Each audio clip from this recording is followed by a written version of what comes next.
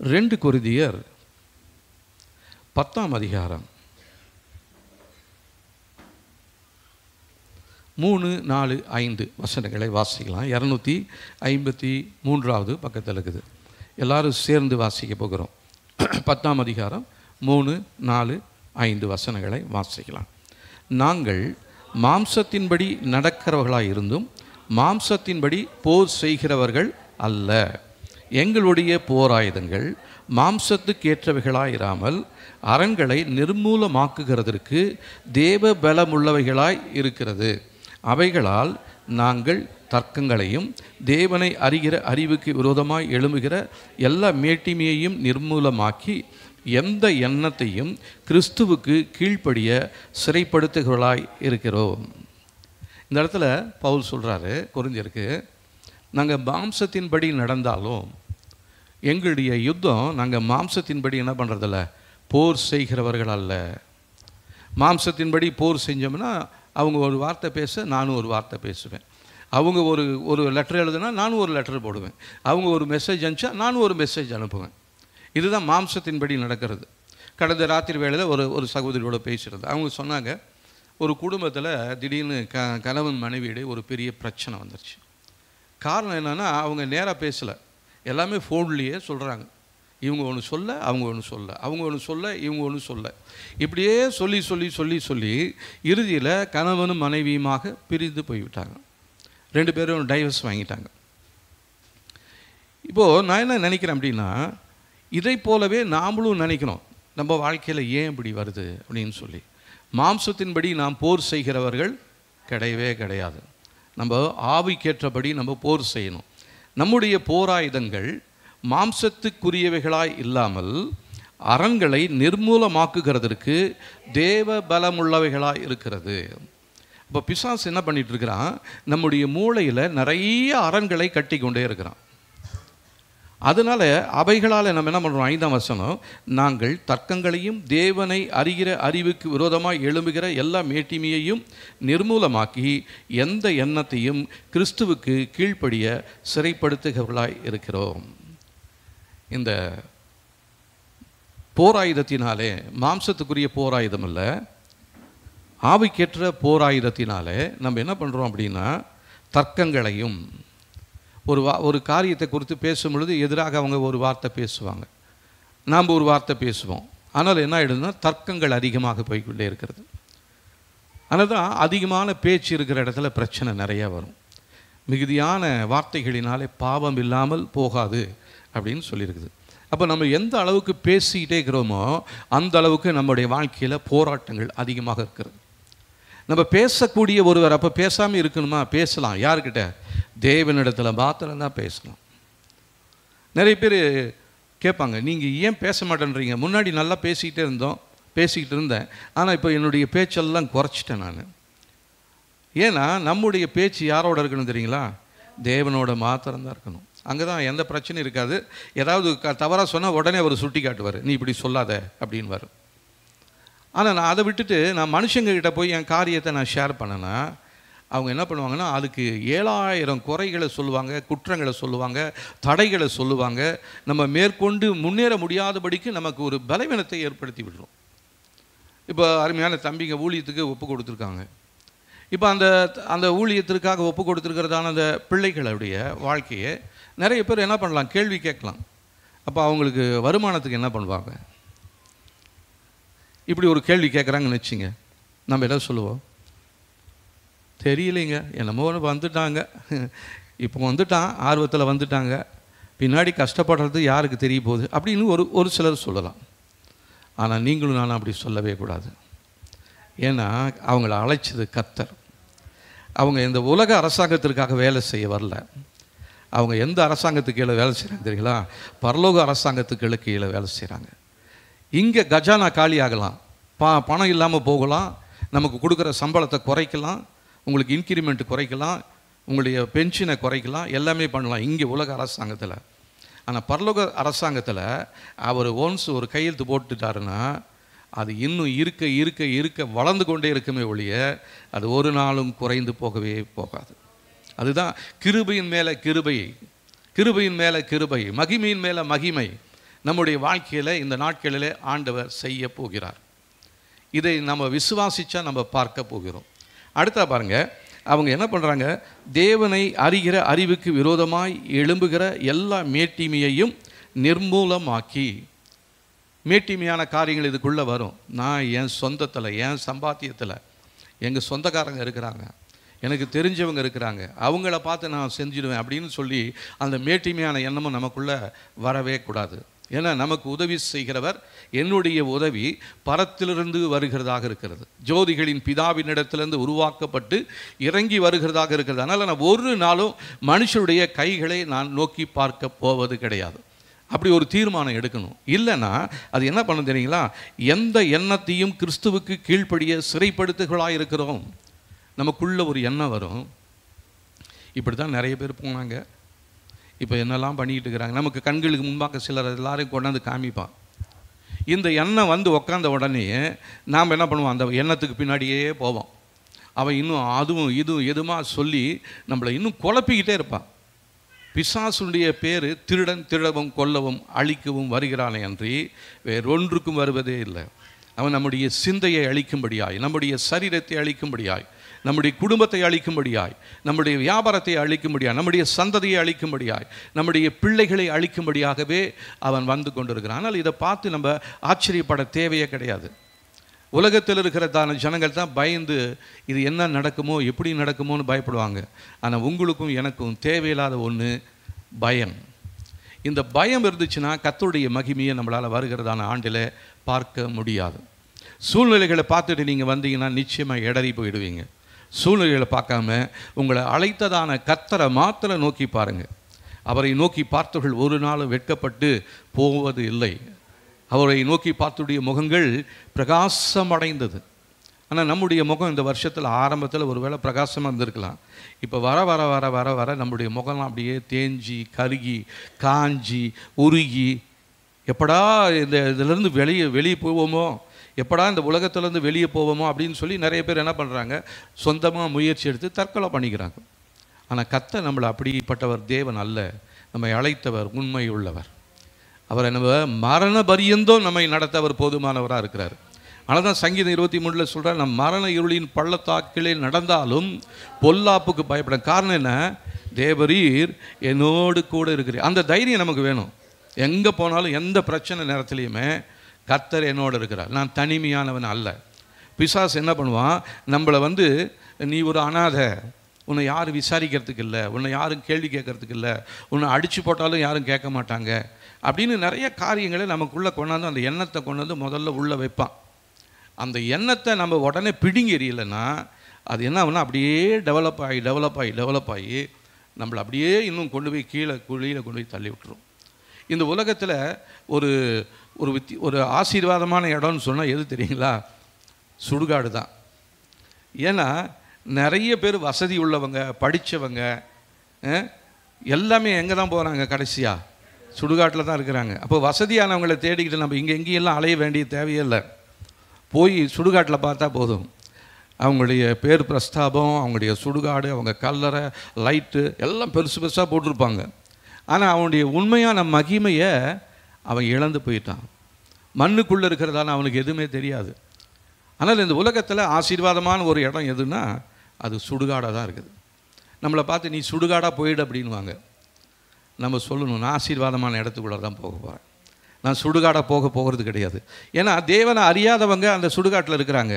அவங்களுடைய மகிமையெல்லாம் இழந்து போயிட்டாங்க. படிச்சிருக்கிறாங்க, வேலை இல்லாமல் போயிட்டாங்க, நல்ல அழகாக இருந்தாங்க, திருமணமாகாமல் போயிட்டாங்க, நல்ல திருமணம் ஆச்சு, திருமண உறவில் பிரிஞ்சு போனவங்க அங்கே இருக்கிறாங்க. ஆனால் என்னையும் உங்களையும் தேவன் உருவாக்கினவர் நம்மை குறித்து ஒரு நோக்கம் இல்லாமல் நம்மை உருவாக்கவில்லை. ஹல்லேலூயா. அவர் நம்மளை குறித்து ஒரு திட்டம் பண்ணியிருக்கிறார், நம்ம குறித்து ஒரு லக்கு வைத்திருக்கிறார்.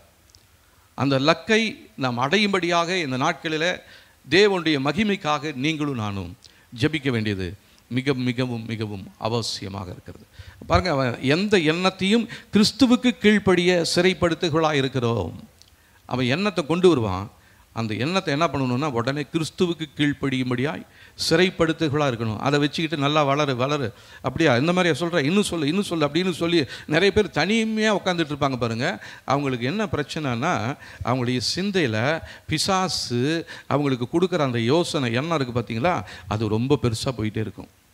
அவங்க அதனால் தனியாக இருக்கிறத தான் விரும்புவாங்க, மற்றவங்ககிட்ட பேச விரும்ப மாட்டாங்க. இப்போ நீங்களும் கொஞ்ச நேரத்துக்கு முன்னாடி சொன்னீங்க யார்கிட்டையும் பேச மாட்டேன்னு. நான் தேவனோட பேசிகிட்டு இருக்கிறேன். அவங்களுக்கு பேசுகிறதுக்கு யாரும் இல்லை. பிசாசு அவங்களோட பேசிக்கிட்டே இருக்கிறான். அவங்களுக்கு ஆலோசனை கொடுக்கறதுக்கு யாரும் இல்லை. பிசாசு அவங்களுக்கு ஆலோசனை கொடுத்துட்டு இருக்கிறான். ஆனால் எனக்கு ஆலோசனை கொடுக்கக்கூடியதான தேவன் ஒருவர் உண்டு. அவருக்கும் எனக்கும் ஒரு டைரக்ட் கனெக்ஷன் இருக்குது. இந்த கனெக்ஷன் எப்பயுமே கட்டாக கூடவே கூடாது. அது கட்டாகும்படியாக பிசாசு என்ன பண்ணுவான், நிறைய எண்ணங்களை, அசுத்தமான எண்ணங்களை, நெகட்டிவ் தாட்ஸை, இது எல்லாத்தையும் நமக்குள்ளே கொண்டு வந்து வச்சிடும். நம்முடைய மூளை பகுதி தான் ரொம்ப பாதுகாப்பாக இருக்க வேண்டிய ஒரு இடம். அந்த மூளை பகுதியை இயேசுவின் இரத்தத்துக்குள்ளே ஒப்பு கொடுங்க. அந்த மூளை பகுதியை தேவனுடைய வார்த்தையினால் நிரப்ப நீங்கள் பிரயாசப்படுங்க. வருகிறதான நாட்களில் அதிகமாக நீங்கள் தேவனுடைய வார்த்தையை தியானம் பண்ணுங்க. அப்படி தியானம் பண்ணும்பொழுது கர்த்தர் உங்களை இன்னும் ஒரு நாளும் கீழே விழவே விட மாட்டார். ஏன்னா அவர் வாயிலிருந்து பிறக்கிறதான வார்த்தைகள் ஒரு நாள் வெறுமையாக அவர்கிட்ட திரும்பி போகிறதே இல்லை. எங்கள் அம்மா ஒரு மாதத்தில் 2 தடவை பைபிள் படிப்பாங்க. ஒரு மாதத்தில் முழு பைபிளையுமே 2 தடவை படிப்பாங்க. அப்போ அவங்க சொல்லுவாங்க, நீ என் வேதத்தை மறந்தாய், நான் உன் பிள்ளைகளை மறப்பேன்னு சொல்லியிருக்கிறார். அதனால் நான் வேதத்தை மறக்க மாட்டேன் அப்படின்னு சொல்லிவிட்டு நான் கூட கொஞ்சம் அப்படி படுத்துக்குவேன், சாஞ்சிக்கிட்டு படிப்பேன். ஆனால் எங்கள் அம்மா என்ன பண்ணுவாங்கன்னா, சேரை போட்டு நேராக அப்படியே உட்காந்து, முதுகு வலிக்குமா வலிக்காதான்னு கூட தெரியாது. நான் கூட கேட்டிருக்கேன், ஏன் அப்படி உட்காந்துட்டே இருக்கிறீங்கன்னு. இல்லை நான் வேதத்தை வாசிக்கணும். அவங்கக்கிட்டேருந்து நான் கற்றுக்கிட்டதால ஒரு காரியம், அவங்க வேதத்தை அதிகமாக நேசித்தாங்க. அதனால தான் இன்றைக்கி அவங்களுடைய பிள்ளைகளாகிய எங்கள் மேலே தேவன் கிருபையாக இருக்கிறார். தேவன் எங்களை மறந்து போகாத தேவனை நீங்களும் நானும் ஆராதித்து கொண்டிருக்கிறோம். நம்முடைய நினைவாகவே இருக்கிறதான தேவன் நம்முடைய தேவன். அப்போ நம்முடைய வாழ்க்கையில் குறைவுகள் இருக்கிறது, பிரச்சனைகள் இருக்கிறது என்று சொன்னால் இதற்கு என்ன காரணம் அப்படின்னு சொல்லி நான் யோசித்து கொண்டே இருந்த பொழுது இந்த வார்த்தைகளை நான் ஏற்கனவே உங்களோடு நான் பிரசங்கம் பண்ணியிருக்கேன். அந்த பிரசங்கத்தை நான் மறுபடியுமாக இந்த நாளிலே நான் உங்களோடு சொல்ல போகிறேன். கிதியோன் அப்படின்னு சொல்லி ஒரு மனிதன் இருந்தார். இவரை குறித்து நம்ம வாசிக்கிறோம். நீதிமொழிகள், நியாயாதிபதிகள் 6ஆம் அதிகாரத்தில் இஸ்ரவேலுடைய நிலைமையை அந்த இடத்துல சொல்கிறாரு.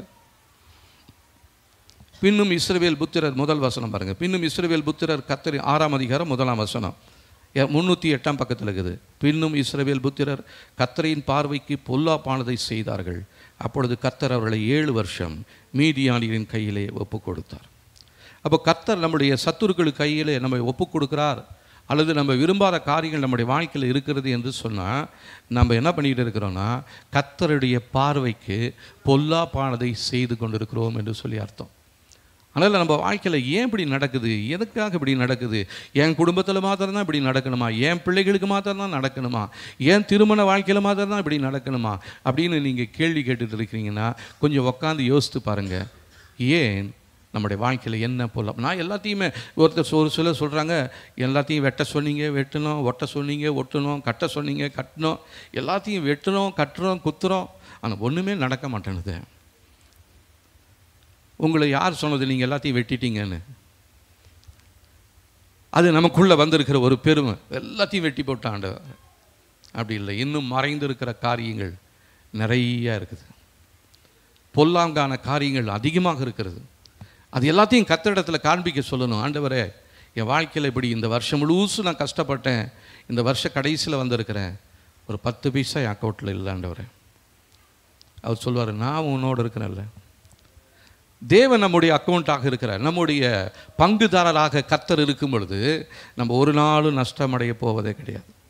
ஹல்லேலூயா. நிறைய பேர் ஷேரில் போகிறோம். ஷேரில் போனால் இன்றைக்கி நிறைய பேர் ஷேர் மார்க்கெட்டு டவுன் ஆகி கீழே போய் நிறைய தூக்கு போட்டவங்களாம் உண்டு. ஆனால் நம்முடைய ஷேர் யார்கிட்ட இருக்குது? தேவனிடத்தில் தான். அவர் தான் நம்முடைய பங்குதாரர். அவர் நம்முடைய பங்குதாரராக இருக்கிறார். உங்களுடைய வியாபாரத்தில், உங்களுடைய தொழிலில், உங்களுடைய குடும்பத்தில், உங்களுடைய பிள்ளைகளுடைய வாழ்க்கையில் அவர் உங்களுடைய பங்குதாரராக இருப்பாரானால் ஒரு நாளும் நீங்கள் பொருளாதார நெருக்கடிக்குள்ளே போவதே கிடையாது. உலகம் முழுசும் போகலாம், ஆனால் உங்கள் வாழ்க்கையில் வந்தாலும் அது உங்களை சேதப்படுத்தாது. ஹல்லேலூயா. இப்போது சென்னையை பாருங்கள், நம்மளை விட அவங்க எல்லா விதத்துலேயுமே ஆசீர்வாதமானவங்க தான். தலைநகரில் இருக்கிறோம், எங்களுக்கு எல்லாமே இருக்குது, நாங்கள் அப்படி இருக்கிறோம் இப்படி இருக்கிறோம் அப்படின்னு சொல்லி இப்போ ஏறக்குறைய அதே அளவுக்கு இப்போ சேலத்துக்குள்ளாரே வந்துருச்சு அந்த நாகரிகம் என்கிறதான பேர். நிறைய காரியங்கள் இருக்குது. இருந்தாலும் அவங்களுடைய வாழ்க்கையை பாருங்கள், இந்த ஒரு மலையிலேயே என்ன பண்ணிடுச்சு, நிறைய பேருடைய வாழ்க்கையை சீரழித்து போட்டுருக்கிறது. இந்த காலை வேளையில் நம்முடைய அந்த ஆராதனையில் பார்த்துட்டு ஒரு சில கமெண்ட்ஸ் சொன்னாங்க. அதில் ஒரு சகோதரி சொல்கிறாங்க, தயவு செய்து சென்னைக்காக ஜெபித்து கொள்ளுங்கள் அப்படின்னு சொல்லி ஒரு சகோதரி கமெண்ட்ஸில் சொல்லியிருந்தாங்க. அப்போது இப்போ நாம் நல்லா இருக்கிறோம் அப்படின்றதுனால கர்த்தருடைய சமூகத்தில் நீங்களும் நானும் நேர்மையாக இருக்கிறோன்னு சொல்லி அல்ல, அவங்களுக்கு வந்ததான அதே காரியம் நம்முடைய வாழ்க்கையில் வருவதற்கு எவ்வளோ நேரம் ஆகிடும் இல்லைங்களா? ஆனால் கர்த்தர் தம்முடைய மிகுதியான கிருபையினால் நம்மை பாதுகாத்து வந்திருக்கிறார். இந்த கிருபை வாசல் எப்போ மூடுபடுதோ அந்த நேரமே நம்முடைய வாழ்க்கைக்குள்ளே அழிவு வந்துடும். அப்போ எப்போ கிருபையின் வாசல் மூடப்படும், எப்பொழுது அழிவுக்குரிய வாசல் திறக்கப்படும் என்று சொல்லி நம்ம யாருக்குமே தெரியாது. இத்தனைக்கும் வாட்ஸ்அப்பில் நிறைய காரியங்கள், இப்படி பெரிய மழை வருது, பெரிய அதாவதுன்னு நிறைய காரியங்கள் சென்னையில் இருந்ததான அந்த கவர்மெண்ட்லேயும் அவங்க என்ன பண்ணியிருக்காங்க, எல்லாத்துக்கும் எச்சரிச்சுக்கிட்டே இருந்தாங்க. ஆனால் இவங்க என்ன பண்ணல, செய்ய வேண்டிய காரியத்தை செய்யலை. பொருட்கள் எல்லாம் இருக்குதா அப்படின்னு சொல்லிட்டு வாங்கி வைக்கல. தாழ்வான இடத்துல இருந்தால் கொஞ்சம் மேடான இடத்துக்கு போயிடுவோம், இவங்க ஆயத்தப்படலை. ஏன்னா 2015 ஒரு பெரிய வெள்ளம் வந்தது. அதை விட இது மோசமான மழை இது. அப்போ இந்த நாட்களில் எல்லாம் பார்த்துக்குவாங்க, எல்லாம் கர்த்தரை பார்த்துக்குவாங்க, எல்லாம் அரசாங்கம் பார்த்துக்கும் அப்படின்னா எந்த காரியமும் இல்லை. கடைசியாக இப்போ என்ன பண்ணிட்டு இருக்கிறாங்க தெரியுங்களா, எல்லாரும் அரசாங்கத்தை குறை சொல்லிகிட்டே இருக்கிறாங்க. அதனால் நான் டிஎம்கேவுக்கு சப்போர்ட் பண்ணுறேன்னு நினைக்கிறீங்க. எந்த அரசாங்கமாக இருந்தாலும் சரி, இந்த அழிவிலிருந்து தப்ப வைக்கவே முடியாது. ஏன்னா அவ்வளோ கொடூரமான காரியங்கள் அங்கே இருக்குது. அப்போ ஆபிரகாம் ஜெபிச்சார், லோத்துவை காப்பாற்றணும்னு சொல்லி. ஆண்டவரே, ஒருவேளை அந்த இடத்துல 50 நீதிமான்கள் இருந்தா, 40 நீதிமான்கள் இருந்தா, 30 நீதிமான்கள் இருந்தா, 10, 20, 10, 5, கர்த்தர் சொல்கிறாரு 5 நீதிமான்கள் இருந்தாலும் நான் அந்த இடத்த நான் என்ன பண்ண போகிறதில்ல, அழிக்க போகிறதில்ல. அப்போ எவ்வளோ ஊழியர்கள், எவ்வளோ ஊழியக்காரர்கள் சென்னையில் இருக்காங்களே, அதில் ஒருத்தர் கூட நீதிமான் இல்லையா? இருக்காங்க. அதனால தான் ஏதோ ஒரு சில காரியங்களில், ஒரு சில பகுதிகளில் ஒரு அழிவு வந்திருக்குது. ஆண்டவர் எதிர்பார்த்ததான அந்த நீதிமான்கள் அந்த இடத்துல இல்லாமல் இருந்திருந்தா, அந்த ஜெபம் அந்த இடத்துல குறைவுபட்டு போயிருந்தா, அந்த அழிவு இன்னும் பெரிதாக மாறி இருக்கும். இப்போ நம்முடைய குடும்பத்தில், நம்முடைய சேலத்தில் எவ்வளோ ஊழியர்கள் இருக்குது, நம்முடைய சபையில் எவ்வளோ பேர் இருக்கிறீங்க. நீங்கள் எத்தனை பேர் ஆண்டவருக்கு பிரியமான காரியங்களை செய்து கொண்டிருக்கிறீர்கள்? அல்லது பொல்லாப்பானதை உங்களுடைய இருதயத்துக்குள்ளே வைத்து கொண்டிருக்கிறீங்க, மறைத்து வைத்து கொண்டிருக்கிறீங்க. பொல்லாத காரியங்களை உங்களுடைய சிந்தையில் தாறுமாறான காரியங்கள் வந்து கொண்டிருக்கிறது, உங்களுடைய சிந்தையில் குழப்பங்கள் வந்து கொண்டிருக்கிறது, உங்களுடைய சிந்தையில் அழிவுக்குரிய காரியங்கள் வந்து கொண்டிருக்கிறது. கர்த்தர் உங்களை எச்சரிக்கிறார். பொல்லாப்பு உன்னுடைய வாழ்க்கையில் இருக்கும் பொழுது கர்த்தர் உன்னை என்ன பண்ணுவார் தெரியுமா? பிசாசுடைய கையில் அவர் ஒப்பு கொடுத்துருவார். அவர் ஒப்பு கொடுக்க மாட்டார், நாம்பளா போய் வெளியே விழுந்துடுவோம். ஏன்னா பரிசுத்த தேவனுடைய சமூகத்தில் நம்மளால் நிற்க முடியாது. பரிசுத்தம் இல்லாமல் ஒருவனும் தேவனை தரிசிக்க முடியாது. அப்போ நம்முடைய வாழ்க்கையில் பரிசுத்தம் இல்லாமல் மாய்மாலமாக பண்ணிட்டு சபைக்கு வந்தேன், யுத்த ஜெபம் பண்ணேன், அந்த ஜெபம் பண்ணேன், வெட்டுனேன், வீழ்த்தினேன், கட்டுனேன், குத்துனேன், இதெல்லாம் சொல்லிக்கிட்டு இருந்தாலும் உங்களுடைய இருதயம் எப்படி இருக்கிறது என்பதை நீங்கள் சோதித்து பாருங்கள். நம்மை நாம் நிதானித்து அறிந்தால் நாம் நியாயம் தீர்க்கப்படுவதில்லை. நியாய தீர்ப்பு மிகவும் சமீபமாக இருக்கிறது. நான் முந்தின வாரம் கூட சொன்னேன், தேவனுடைய நியாய தீர்ப்பு நமக்கு பக்கத்தில் இருக்குது. எந்த நேரம் வேணாலும் நம்முடைய கழுத்தை வெட்டிடுவான் பிசாஸ். அவ்வளோ சமீபத்தில் அவன் பட்டயத்தை வைத்து கொண்டு இருக்கிறான். எப்படா இவன் வாழ்க்கையில் ஒரு உடைப்பு வரும், அந்த நேரத்தில் உள்ளே போந்து இவனை தலையை வெட்டிடலான்னு தான் பார்க்குறான், குடும்பத்தை அழிச்சிடலான்னு தான் பார்க்குறான். ஆனால் நம்முடைய எண்ணம் எவ்விதமாக இருக்கிறது? பொல்லாங்கான எண்ணங்கள் இருக்கும் பொழுது கர்த்தர் என்ன பண்ணுவார்? மீதியானின் கையில் ஒப்பு கொடுத்தார். சரி, மீதியானின் கை இஸ்ரவேலின் மேல் பலத்து கொண்டபடியால் இஸ்ரவேல் புத்திரர் மீதியானின் நிமித்தம் தங்களுக்கு மலைகளில் உள்ள கெபிகளையும் குகைகளையும் அரணான ஸ்தலங்களையும் அடைக்கலங்கள் ஆக்கி கொண்டார்கள். இப்போது நம்முடைய அடைக்கலம் எங்கே இருக்குது? குகையாக இருக்கிறதா? மலை குகைகளாக இருக்கிறதா? இல்லை எங்கே போய் நம்ம ஒளிந்து கொண்டு இருக்கிறோம்? எங்கேயும் போய் ஒளிய முடியாது. பாதாளத்தில் போய் படுக்க போட்டாலும் கர்த்தருடைய கரம் அங்கே வந்து என்னை தொடும். நான் வானத்துக்கு மேலே ஏறி என் கூட கட்டினாலும் அங்கேருந்து கர்த்தருடைய காரம் எனக்கு கீழே தள்ளும். அப்போ எங்கேயுமே போய் ஒளிந்து கொள்ள முடியாது. இஸ்ரவேல் புத்திரர்கள் என்ன பண்ணாங்க? தங்களுடைய மறைவிடமாக அரணான ஸ்தலங்களையும் கெபிகளையும் குகைகளையும் அடைக்கலங்களாக்கி கொண்டார்கள். இன்றைக்கி உங்களுடைய அடைக்கலம் யாராவாக இருக்கிறாங்க? இயேசுவாக இருக்கிறாங்களா? இல்லை உங்களுடைய பணமா?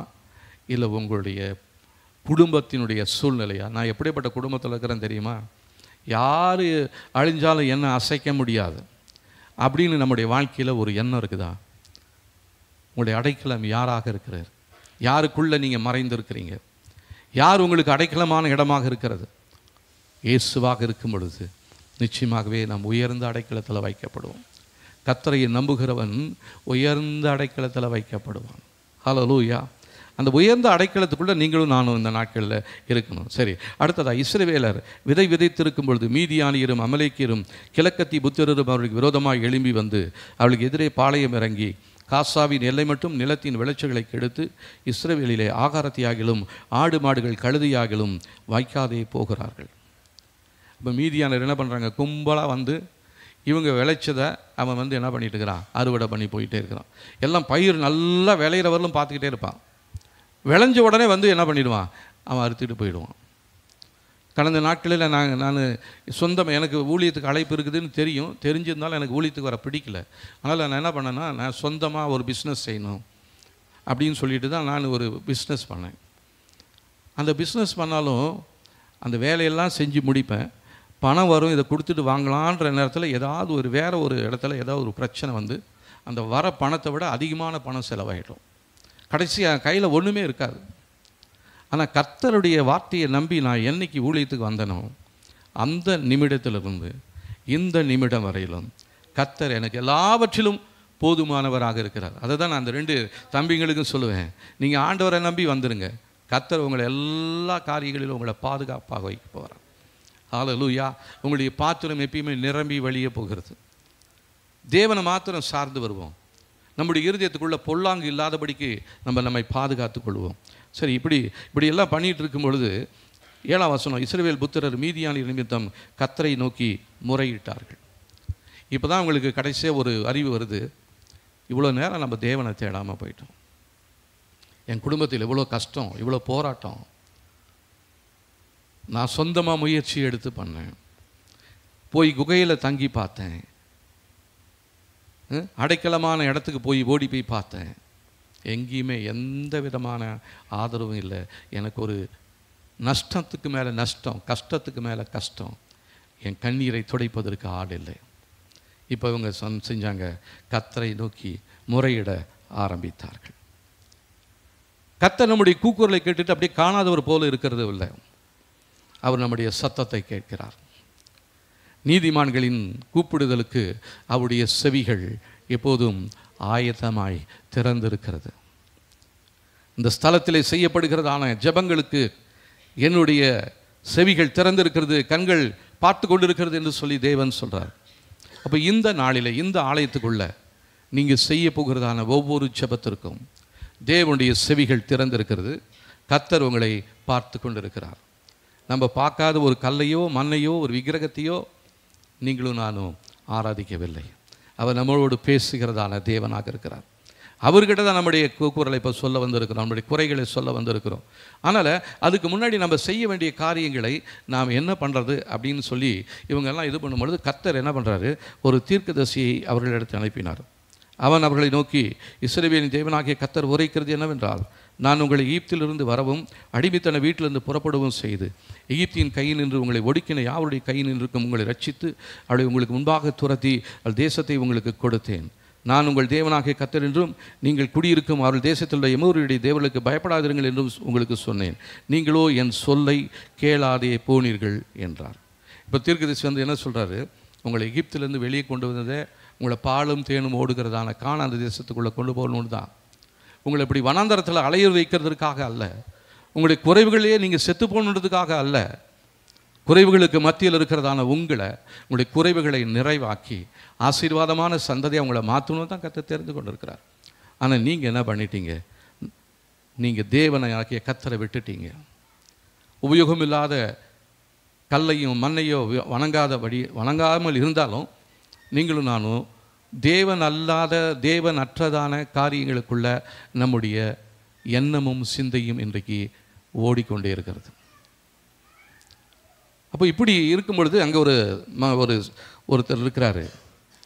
அவர் யார் அப்படின்னா, அபியேஸ்ரியான யோவாசின் ஊராகிய ஓப்ராவில் இருக்கும் கிதியோன். இவர் என்ன பண்ணிட்டு இருக்கிறாரு, கோதுமையை நல்லா விளைச்சல விளைஞ்சிடுச்சு. இப்போ இன்னும் கொஞ்சம் நேரத்தில் மீதியானர்கள் வந்து எல்லாத்தையும் அறுத்துட்டு போயிடுவாங்க. அதனால் நம்ம என்ன பண்ணலாம், இப்போயும் எல்லாம் அறுவடை பண்ணி நம்முடைய குடோனில் கொண்டு போய் அடக்கி வச்சுக்கலான்னு சொல்லிட்டு இவர் ரொம்ப மும்முரமாக அறுவடை பண்ணிக்கிட்டு இருக்கிறதான நேரத்தில் அங்கே ஒருத்தர் வராரு. 12ஆம் வசனம், கர்த்தருடைய தூதனானவர் அவனுக்கு தரிசனமாகி, பராக்கிரமசாலியே, கர்த்தர் உன்னோடு இருக்கிறார் என்றான். இப்போ இந்த தூதன் மாத்திரம் வராமல் இருந்திருந்தா இந்த கிதியோனுடைய முடிவு சாதாரண ஒரு மனுஷனை போலவே அவன் செத்து போயிருப்பான். ஆனால் கிதியோனை குறித்து கர்த்தர் ஒரு நோக்கம் வைத்திருந்தார். ஒருவேளை உங்களை குறித்து, உங்களுடைய குடும்பத்தை குறித்து கர்த்தர் ஒரு நோக்கம் வைத்திருக்கலாம். உங்களை பிரசிடெண்ட் ஆக்கலாம், உங்களை சிஎம் ஆக்கலாம். ஆனால் நீங்கள் என்ன பண்ணிட்டு இருக்கிறீங்க, சாதாரணமாக பயந்துக்கிட்டு அறுவடை பண்ணுற மாதிரி நீங்களும் நானும் இருக்கிறோம். இதற்காக தான் கர்த்தர் ஒரு தூதனை அனுப்பினார். தூதன் வந்து என்ன சொல்கிறார், அவரை பேரை சொல்லி கூப்பிட்றாரு, பராக்கிரமசாலியே. ஆனால் இவர் என்ன பண்ணுறாரு, இவர் பயந்தாங்கோலியாக இருக்கிறாரு, பயந்து கொண்டு இருக்கிறார். பயப்படுகிறதான அவனை பார்த்து தான் கர்த்தர் என்ன சொல்கிறாரு, பராக்கிரமசாலியே. ஒருவேளை நீங்கள் எதுக்காவது பயந்துட்டு இருக்கீங்களா, கர்த்தர் உங்களை பார்த்து சொல்கிறாரு, பராக்கிரமசாலியே, கர்த்தர் உன்னோடு இருக்கிறார். ஹல்லேலூயா. நீங்கள் ஒரு அலையிலே கூட சொல்ல மாட்டீங்களா? நான் சொன்னால் தான் சொல்கிறீங்க. பராக்கிரமசாலியே, கர்த்தர் உன்னோடு இருக்கிறார். பயந்துட்டு இருக்கிறியா, கர்த்தர் உன்னோடு இருக்கிறார். இது நடக்குமா நடக்காதா நீ கேள்வி கேட்டுட்டு இருக்கிறியா, கர்த்தர் உன்னோடு இருக்கிறார். என்ன சொல்கிறீங்க? ஆமென். கர்த்தர் என்னோடு இருக்கிறார், கர்த்தர் என்னோடு இருக்கிறார். அதனால் நான் பயந்தாங்கோலி இல்லை, நான் பராக்கிரமசாலி. அடுத்த பாருங்க, இவர் என்ன பண்ணுறாரு அப்படின்னா கேள்வி கேட்குறாரு. அப்பொழுது கிதியோன் அவரை நோக்கி, என் ஆண்டவனே, கர்த்தர் எங்களோடு இருந்தால் இவையெல்லாம் எங்களுக்கு நேரிடுவானேன். கர்த்தர் எங்களை எகிப்திலிருந்து கொண்டு வரவில்லையா என்று எங்கள் பிதாக்கள் எங்களுக்கு விவரித்து சொன்ன அவருடைய அற்புதங்கள் எல்லாம் எங்கே? இப்பொழுது கர்த்தர் எங்களை கைவிட்டு மீதியான கையில் எங்களை ஒப்பு கொடுத்தாரே என்றான். கேள்வி மேலே கேள்வி. இப்போ நம்முடைய வாழ்க்கையிலுமே கேள்வி, ஏன் என் குடும்பத்துக்கு மாத்திரம் இப்படி நடக்குது? ஏன் என் பிள்ளை வாழ்க்கையில் மாத்திரம் இப்படி நடக்குது? ஏன் நான் செய்ய துவங்குகிற தொழிலில் ஒரு ஆசீர்வாதம் இல்லை? எங்கள் குடும்பத்தில் மாத்திரம் இப்படி ஏன் பிரச்சனை? அப்படி கேள்வியோடு நீங்கள் வந்திருக்கிறீங்களா? இந்த கேள்விகளுக்கெல்லாம் இன்றைக்கி பதிலை கர்த்தர் சொல்கிறாரு. என்ன அப்படின்னா, உங்களுக்கு தெரியாமல் உங்கள் வீட்டுக்குள்ளே மறைந்திருக்கிற ஒரு தீமையான காரியத்தை கர்த்தர் இந்த நாளிலே வெளிப்படுத்துகிறார். அது என்னன்னு பார்த்தீங்கன்னா, 23ஆம் வசனத்திலிருந்து வாசிக்கலாம் பாருங்க. அதற்கு கர்த்தர், உனக்கு சமாதானம், பயப்படாதே, நீ சாவதில்லை என்று சொன்னார். அங்கே கிதியோன் கர்த்தருக்கு ஒரு பலிபீடத்தை கட்டி அதற்கு யெகோவா ஷாலோம் என்று பெயரிட்டான். அது இந்நாள் வரைக்கும் அபியேசிரின் ஊராகிய ஓப்ராவில் இருக்கிறது. அன்று ராத்திரியில், சொல்லுங்க, அன்று ராத்திரியில் கர்த்தர் அவனை நோக்கி, நீ உன் தகப்பனுக்கு இருக்கிற காளைகளில் 7 வயதான 2ஆம் காளையை கொண்டு போய் உன் தகப்பனுக்கு இருக்கிற பாகாலின் பலிபீடத்தை தகர்த்து அதன் அருகே இருக்கிற தோப்பை வெட்டி போடு. இப்போ கர்த்தர் உங்களுக்கு தரிசனமாக போகிறார். இன்றைக்கு ராத்திரி உங்களோட கர்த்தர் வெளிப்படுத்த போகிறார். உங்கள் குடும்பத்துக்குள்ள உங்களுடைய தகப்பன் வீட்டிலே இருக்கிறதான ஒரு பலிபீடம் இருக்கிறது. பாகாலின் பலிபீடம் மறைந்திருக்கிறது. எங்கே? நான் எல்லாத்தையும் வெட்டி போட்டுட்டேனே, எல்லாம் தூக்கி போட்டுட்டேனே, எல்லாத்தையும் ஆற்றுல போட்டேனே, படத்தெல்லாம் கொண்டு எடுத்து குப்பையில் போட்டேனே, எரிச்சு போட்டுட்டேனே, அதெல்லாம் இல்லை. மறைந்திருக்கிற பாகாலின் பலிபீடம் ஒன்று உன்னுடைய வாழ்க்கையில் மறைந்திருக்கிறது. இப்போ நம்ம என்ன சொல்ல போகிறோம்?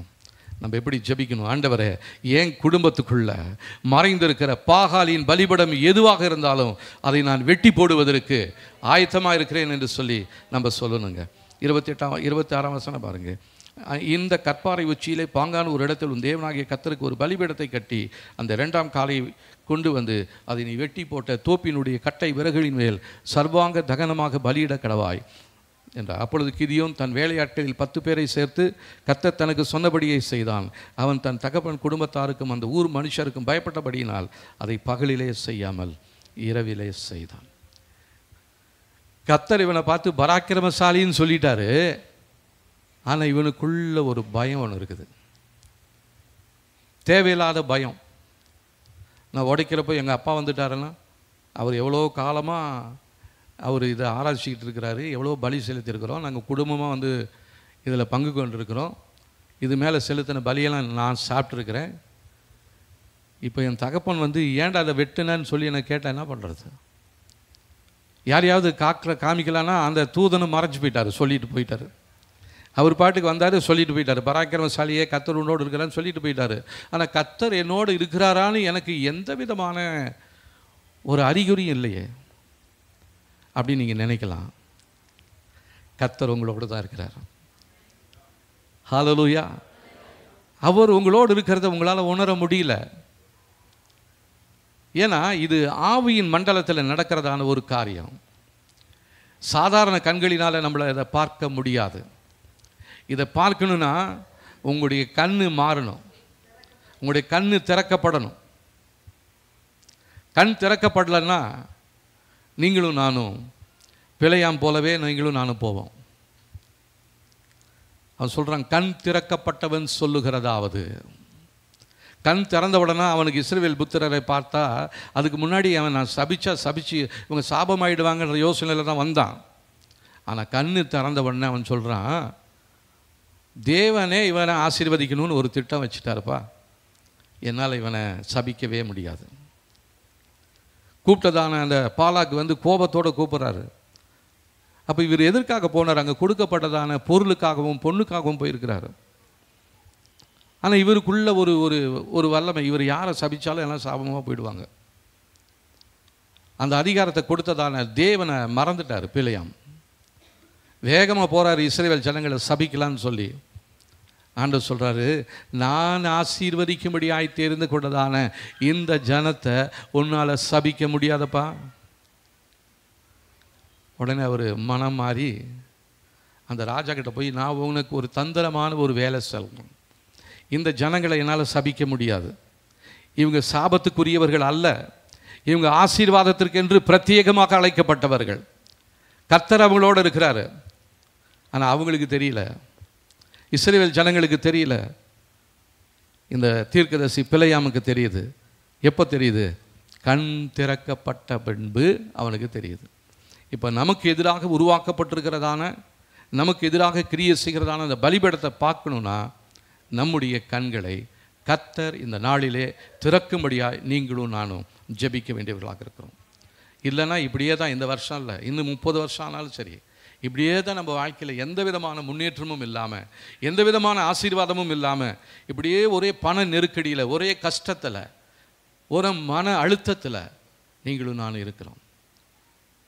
நம்முடைய மன அழுத்தத்தை கர்த்தர் இந்த நாளிலே எடுக்கப் போகிறார். உங்களை இவ்வளோ நாள் வேதனைப்படுத்தி கொண்டிருந்ததான அந்த பாரம் உங்களை விட்டு நீங்க போகிறது. நீங்கள் எத்தனை பேர் நீங்கள் நம்புறீங்கன்னு தெரியல. ஹல்லேலூயா. நான் நம்புகிறேன். எங்கள் மேலே பிசாசினால் வைக்கப்பட்டிருக்கிற மன அழுத்தங்களும் மன பாரங்களையும் கர்த்தாவே நீங்கள் இந்த நாளிலே எங்களை விட்டு எடுத்து போட்டு விட்டு எங்களுக்கு சமாதானத்தை கொடுக்கிறதான தேவனாய், யெகோவா ஷாலோம், சமாதானத்தின் கர்த்தர் நீர் ஆண்டவரே. எங்களுடைய வாழ்க்கையில் சமாதானத்தை கொடுக்கும்படியாகவே வந்திருக்கிறேன். இல்லைன்னு சொன்னால் வந்த வண்ணமே திரும்பி போயிடுவோம். இங்கே யாரும் வந்த வண்ணமாக ஒருவரும் மறுபடியும் திரும்பி போகக்கூடாது. கர்த்தருக்குள்ள ஒரு புது சிருஷ்டியாக கர்த்தர் உங்களை உருவாக்கி ஆசீர்வதித்து தேசங்களுக்கு உங்களை ஆசீர்வாதமாய் மாற்றும்படியாக கர்த்தர் உங்களை தெரிந்து கொண்டிருக்கிறார். நான் எங்கெங்கே எங்கள் குடும்பத்திலேயே ஆசீர்வாதம் இல்லை, என் வாழ்க்கையிலே ஒரு ஆசீர்வாதம் இல்லை. நான் எப்படி போய் தேசத்துக்கு ஆசீர்வாதமாக இருக்கிறதுன்னா நீங்கள் இப்படியே தான் இருப்பீங்க. தேவனுடைய வார்த்தையை நீங்கள் நம்பணும். தேவன் சொல்லுகிற வார்த்தைகளை நீங்கள் நம்பணும். எதற்காக இப்போ இங்கே வந்தோம்? தேவனுடைய வார்த்தைகளை கேட்பதற்காக. இந்த காலை வேளையில் நல்ல 2 சாட்சிகளை கர்த்தர் நமக்கு கொடுத்தார். தேவனை நம்புனாங்க, தேவனை முன்வைத்து நடந்தாங்க. கர்த்தர் அவளுக்கு முன்னே போய் கோணலான வழிகளை சபையாக்கலையா? வரம் வராதுன்னு சொன்னதான அந்த அந்த இன்சூரன்ஸ்லேருந்து அந்த பணத்தை வரத்துக்கு தேவன் உதவி செய்து இல்லையா? அவங்களுக்கு செஞ்சாருங்க, எங்களுக்கு செய்யலை. அவங்களுடைய தேவன் தானே உங்களுடைய தேவன்.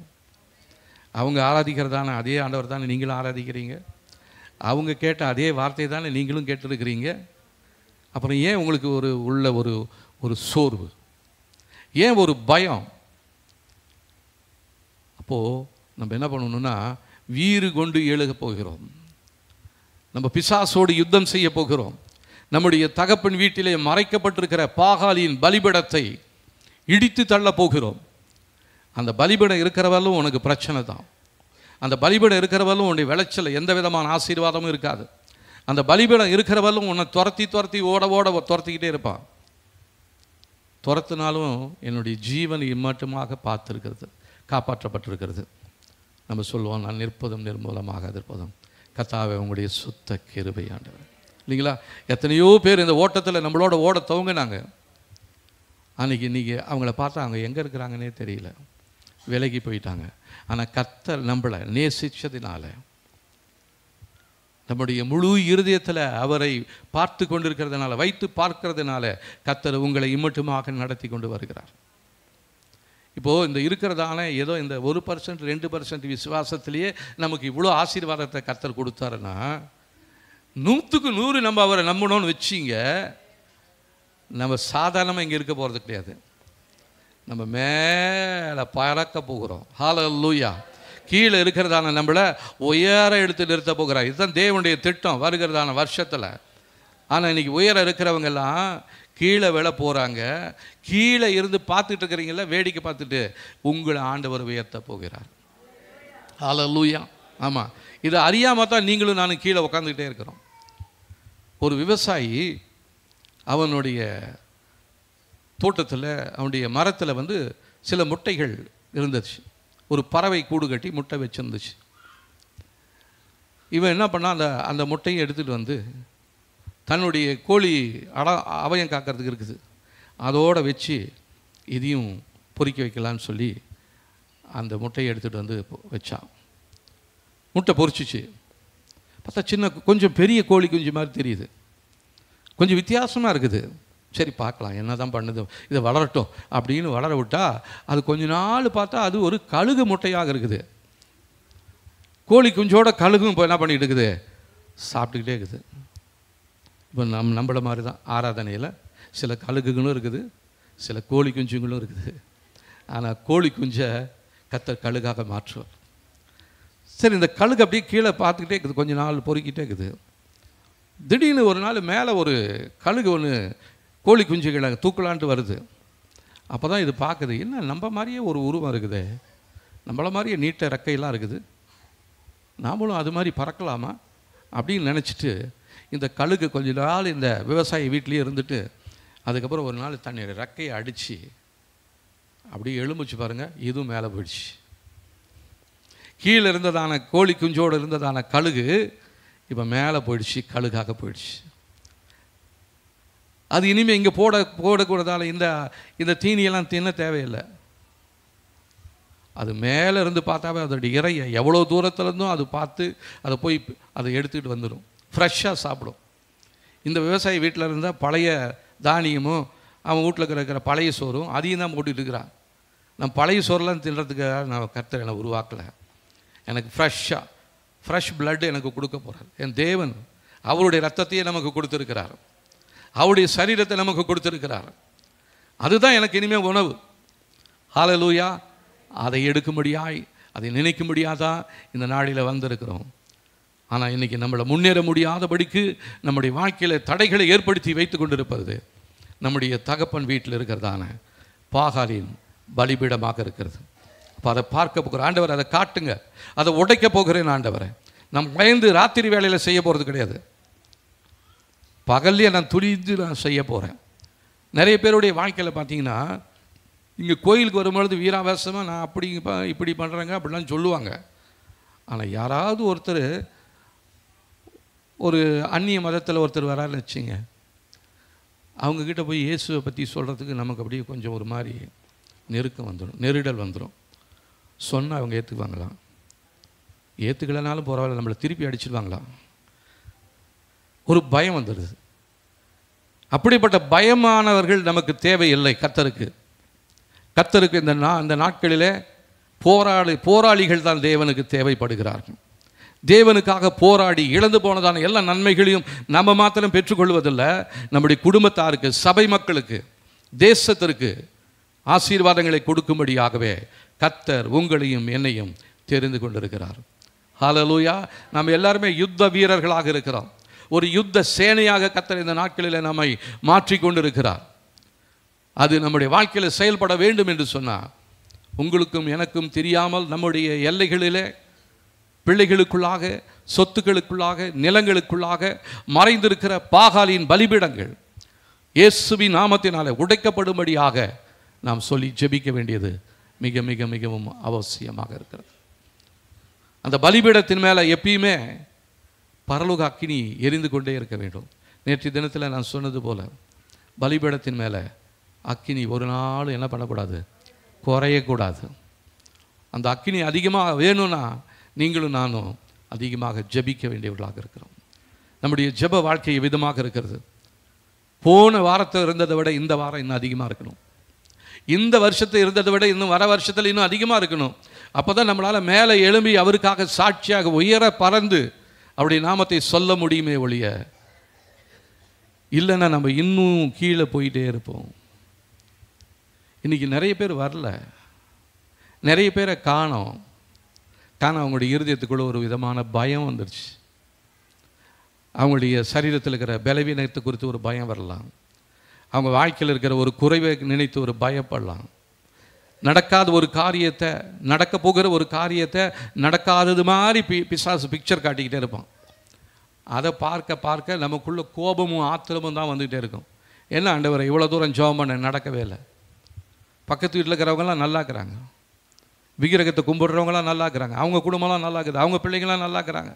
ஆனால் என் பிள்ளைங்க மாத்திரம் எப்படி கீழ்ப்படியாமல் இருக்கிறாங்க? என் பிள்ளைங்க மாத்திரம் ஏன் என் சொல்லுக்கு கீழ்ப்படியாமல் இருக்கிறாங்க? எங்கள் வீட்டில் மாத்திரம் ஏன் இந்த கஷ்டம் இன்னும் தீர மாட்டேனுது? நான் உன்னை ஆசீர்வதிக்கணும் தானே கர்த்தர் தெரிந்து கொண்டார். தெரிந்து கொண்டவர் மேலே தப்பா, அல்லது தெரிந்து கொண்டதான நம்மளை தப்பாக தெரிஞ்சு கொண்டாரா? நம்மளை தப்பாக ஒரு நாள் அவர் தெரிந்து கொள்ளலைங்க. அவருக்கு பிரயோஜனமாக இருக்கணும்னு தான் கர்த்தர் உங்களை உருவாக்கி இருக்கிறார். நீங்கள் இன்னைக்கு நேற்று உங்களை தெரிந்து கொள்ளலை. தாயின் கருவிலை உருவாகிறதுக்கு முன்னாடியே உங்கள் பேரை சொல்லி அழைத்திருக்கிறார். ஹல்லேலூயா. பேர் சொல்லி அழைக்கப்பட்டவன் நான். சொல்லுங்கள், பேர் சொல்லி அழைக்கப்பட்டவன் நான். எங்கள் அப்பாவாலே பேர் சொல்லி அழைக்கப்பட்டவன் நான். ஆசீர்வாதத்தை சுதந்திரித்துக் கொள்ளும்படியாய் அழைக்கப்பட்டவன் நான். சாதாரணமானவன் கிடையாது. ஹல்லேலூயா. இந்த வார்த்தை நம்ம வாயிலிருந்து எப்பயுமே நீங்கக்கூடாது. சிலவங்க வாயை திறந்தா எங்கள் குடும்பங்க எப்படிங்க. சிலவங்களை வியாபாரத்தை கேட்டால், அந்த வியாபாரம் செய்கிறவங்கக்கிட்ட போய் பொதுவாக கேட்ட சங்கர்லாம் இல்லை, அவங்கள நல்லா தான் சொல்லிகிட்டு இருக்கிறாங்க. நாங்கள் தான் கொஞ்சம் அவங்கள கொஞ்சம் அடக்கி வாசிங்கன்னு சொல்கிறோம். நிறைய பேர்த்துக்கிட்ட போய் உங்கள் வியாபாரம் எப்படி இருக்குதுங்க, எங்கெங்கே ரொம்ப கைக்கும் வாய்க்கும் வந்ததுக்கும் சரியாக இருக்குது, ஒன்றும் பெரியசாக ஒன்றும் இல்லை, ஆனால் அங்கே பெருசாக சம்பாதிச்சிருப்பாங்க. ஆனால் அவங்க வாயில் இப்படி சொன்னால் மற்றவங்க கண்ணு போட்டுருவாங்க. அவன் வந்து கேட்டான், சொன்னதுலேருந்தே என் வியாபாரம் படுத்து போச்சுன்னுவாங்க. உங்கள் பிள்ளைங்க எப்படி இருக்குது, அந்த அம்மா வந்ததுலேருந்து என் பிள்ளைக்கு இப்படி ஒரு மாற்றம் வந்துடுச்சு. யார் வந்தான்னா யார் போனான்னா, தேவன் உங்களோட எப்பயுமே இருக்கிறார் இல்லையா? அவருடைய வார்த்தைகள் உங்களோடு இருக்குது. அவருடைய தேவ தூதர்கள் உங்களுக்கு உதவி செய்ய அவர்கள் போதுமானவர்களாக இருக்கிறாங்க. நீங்கள் கீழே விழுந்தீங்கன்னா அவங்கள தூக்கி எடுத்து நிறுத்துவதற்கு இயேசு போதுமானவராகிறார். இயேசு கிறிஸ்து நேற்றும் இன்றும் என்றும் மாறாதவராக இருக்கிறார். மாறாத தேவனை வைத்துக்கொண்டு நீங்கள் எப்படி மாறி மாறி அழுதுகிட்டே இருக்கிறீங்க? காரணம் தவறு. ஒரு மறைந்திருக்கிற ஒரு பாகாலின் பலிபீடம் உங்களுடைய எல்லைகளுக்குள்ளாக மறைந்திருக்கிறது. அதை வெட்டி போடும்படியாக நாம் ஜெபிக்க வேண்டியது மிகவும் அவசியமாக இருக்கிறது. எனக்கு மாத்திரம் ஏன் கல்யாணம் நடக்கலை, என் குடும்பத்தில் மாத்திரம், என் பிள்ளைக்கு மாத்திரம் இப்படி திருமணம் நடக்கலை? உங்கள் வீட்டில் உங்களுடைய எல்லையில் மறைஞ்சிருக்கிற பாகாலின் பலிபீடம் ஒன்று இருக்கிறது. நீங்கள் விக்கிரகத்தெல்லாம் ஆராதிக்கல, விக்கிரகத்தை பேரையே சொல்லக்கூடாதுன்னு உங்கள் பேரெல்லாம் கூட மாற்றிக்கிட்டீங்க ஞானஸ்தானத்தில். அப்படியெல்லாம் மாற்றியுமே உங்கள் வாழ்க்கையில் ஒரு மாற்றம் இல்லையே. மறைந்திருக்கிற தீமையின் பலிபீடம் ஒன்று இருக்கிறது, அதை உடைக்கணும். அதை உடைத்து போடாத வரையிலும் உங்கள் மேலிருந்து விலகி போனதான மகிமை இன்னைக்கு தேவனுடைய ஆலயத்திலிருந்து மகிமை எங்கே இருக்குதான்? வாசற்படியில் போய் நிற்கிறது. ஏன் அந்த தேவனுடைய ஆலயத்துக்குள்ள என்ன இல்லை? தேவனுடைய பிரசன்னம் இல்லை, தேவனுக்கு விருப்பமான எந்த ஒரு காரியமும் இல்லை. அங்கே என்ன இருக்குதுன்னா ஒரு விக்கிரகம் ஒன்று இருந்து கொண்டு இருக்கிறது. எசேக்கியேல்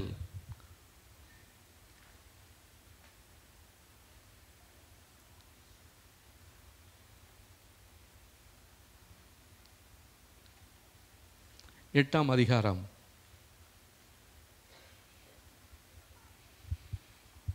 5ஆம் வசனம் பாருங்க. அவர் என்னை பார்த்து, மனுபுத்திரனே, உன் கண்களை ஏறெடுத்து வடக்கே பார் என்றார். எடுத்துட்டீங்களா எல்லாரும்? 966ஆம் பக்கத்தில் இருக்குது 5ஆம் வசனம், நம்ம வாசிக்கலாம். அவர் என்னை பார்த்து, மனுபுத்திரனை, உன் கண்களை ஏறெடுத்து வடக்கே பார் என்றார். அப்பொழுது நான் என் கண்களை ஏறெடுத்து வடக்கே பார்த்தேன். இதோ பலிபீடத்தின் வாசலுக்கு வடக்கே பார்த்தேன். நடையிலே எரிச்சல் உண்டாக்குகிற அந்த விக்கிரகம் இருந்தது. எங்கே இருக்குது இது? ஆலயத்துக்குள்ளே இருக்குது. எங்கே இருக்குது இது? தேவனுடைய பிள்ளையுடைய வீட்டில் இருக்குது. எங்கே இருக்குது இது? ரட்சிக்கப்பட்ட குடும்பத்துக்குள்ளே இருக்குது. எரிச்சல் உண்டாக்குகிறதான விக்கிரகம் ஒன்று இருக்கிறது. அவர் பாவத்தை பார்க்க மாட்டாத சுத்த கண்ணர். அவர் எரிச்சல் உள்ள தேவன். பாவத்தை பார்த்தா அவருக்கு எரிச்சல் உண்டாகும். ஆனால் நம்முடைய வாழ்க்கைக்குள்ள மறைந்திருக்கிற பாவமான காரியங்கள், அக்கிரமான கிரியைகள் நம்முடைய வாழ்க்கையில் இருக்குது. என்னெல்லாம் இருக்குது? கோபம் இருக்குது, கசப்பு இருக்குது, ஆத்திரம் இருக்குது, மன்னிக்க முடியாத சுபாவம் இருக்குது, கெட்ட வார்த்தை இருக்குது, சொல்லிக்கிட்டே போகலாம். ஏகப்பட்டது இருக்குது. நீங்கள் சொன்னதில் எல்லாத்துலேயுமே ஒன்று சாம்பிளுக்கு ஒன்று வச்சுருக்குறாங்க. அதுதான் ஆண்டவரை எரிச்சல் மூட்டுக்கிட்டே இருக்குது. அப்போது நீ என்ன பண்ணணும்? ஆண்டவருடைய சமூகத்தில், ஆண்டவரை மறைஞ்சிருக்கிற இந்த விக்கிரகங்களை எனக்கு வெளிப்படுத்துங்க.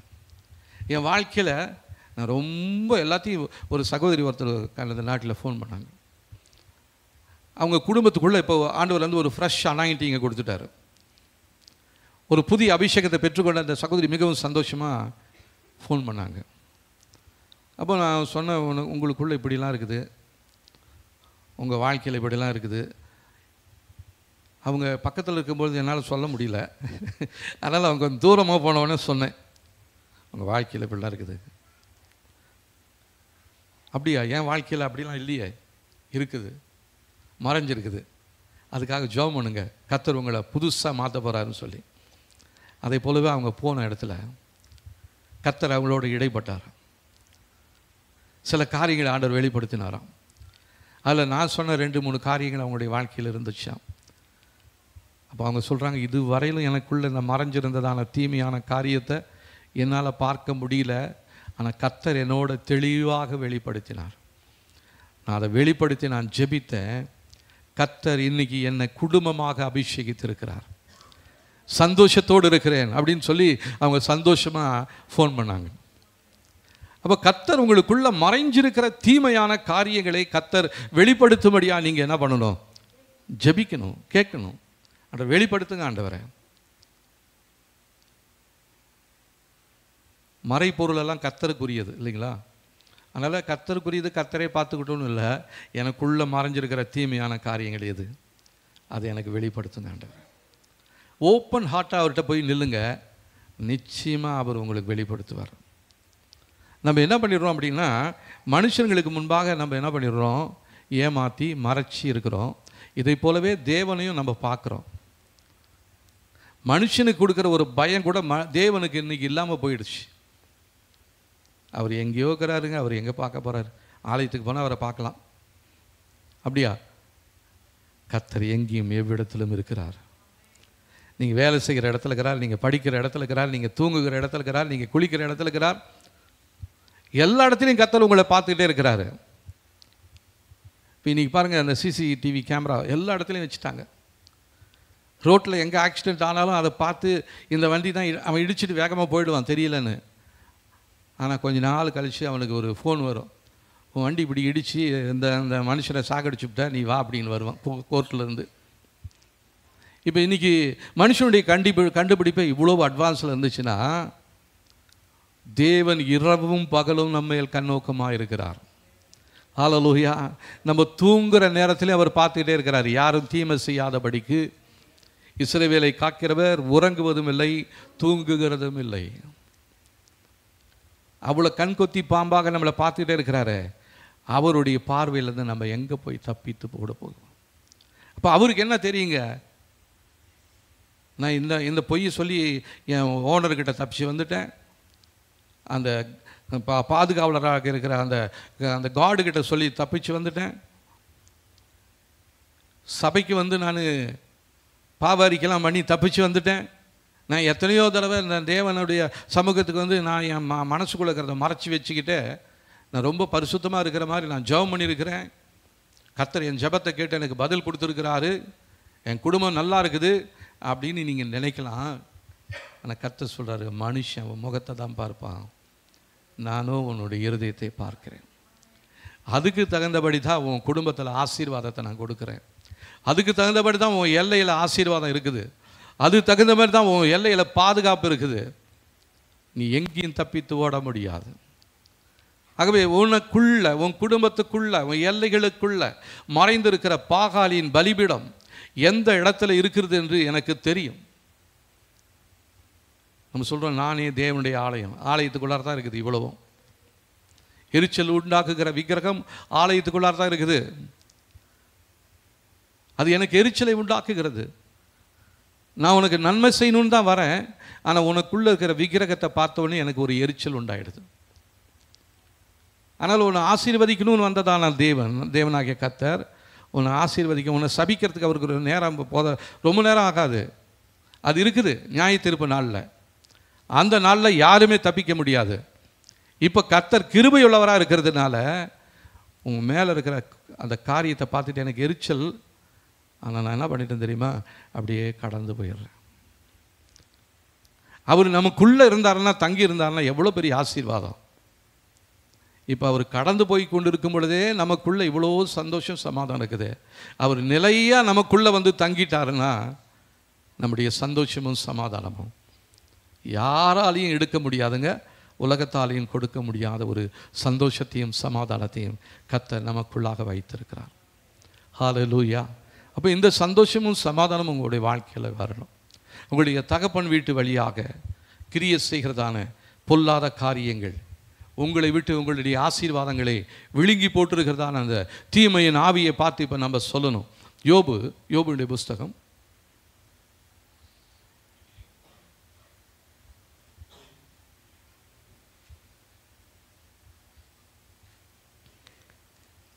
20வது அதிகாரம்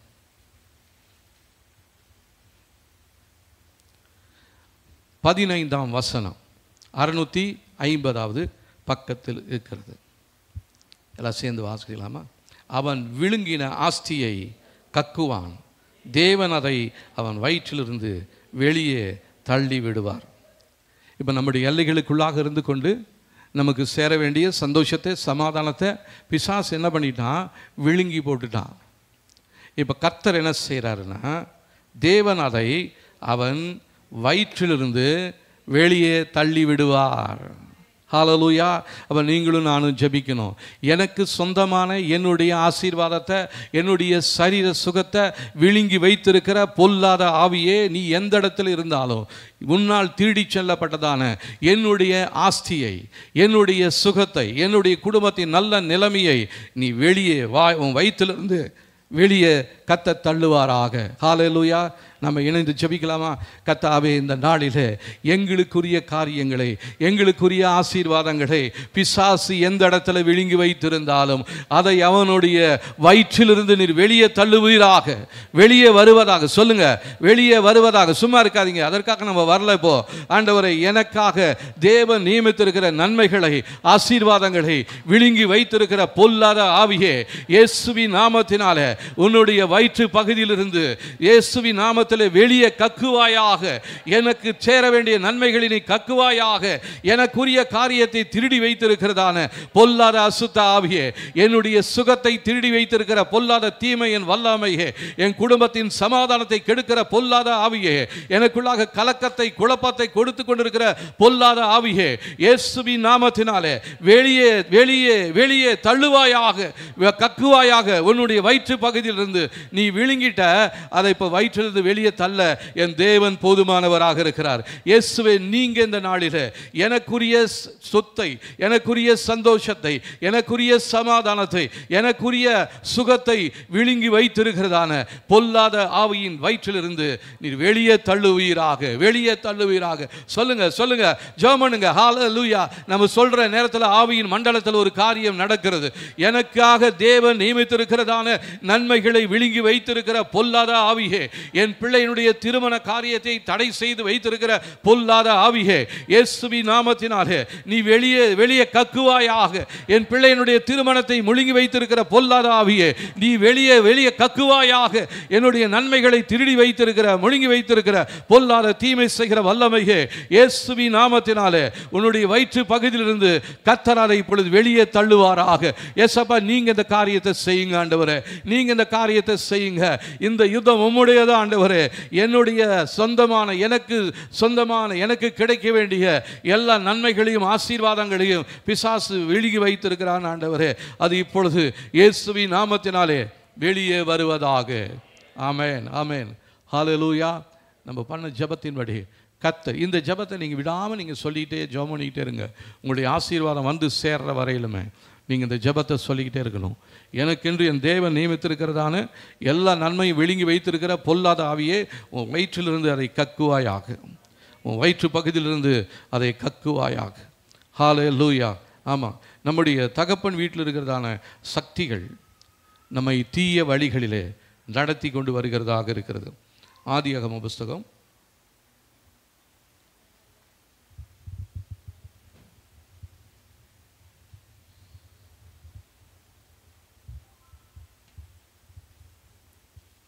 31ஆம் அதிகாரம்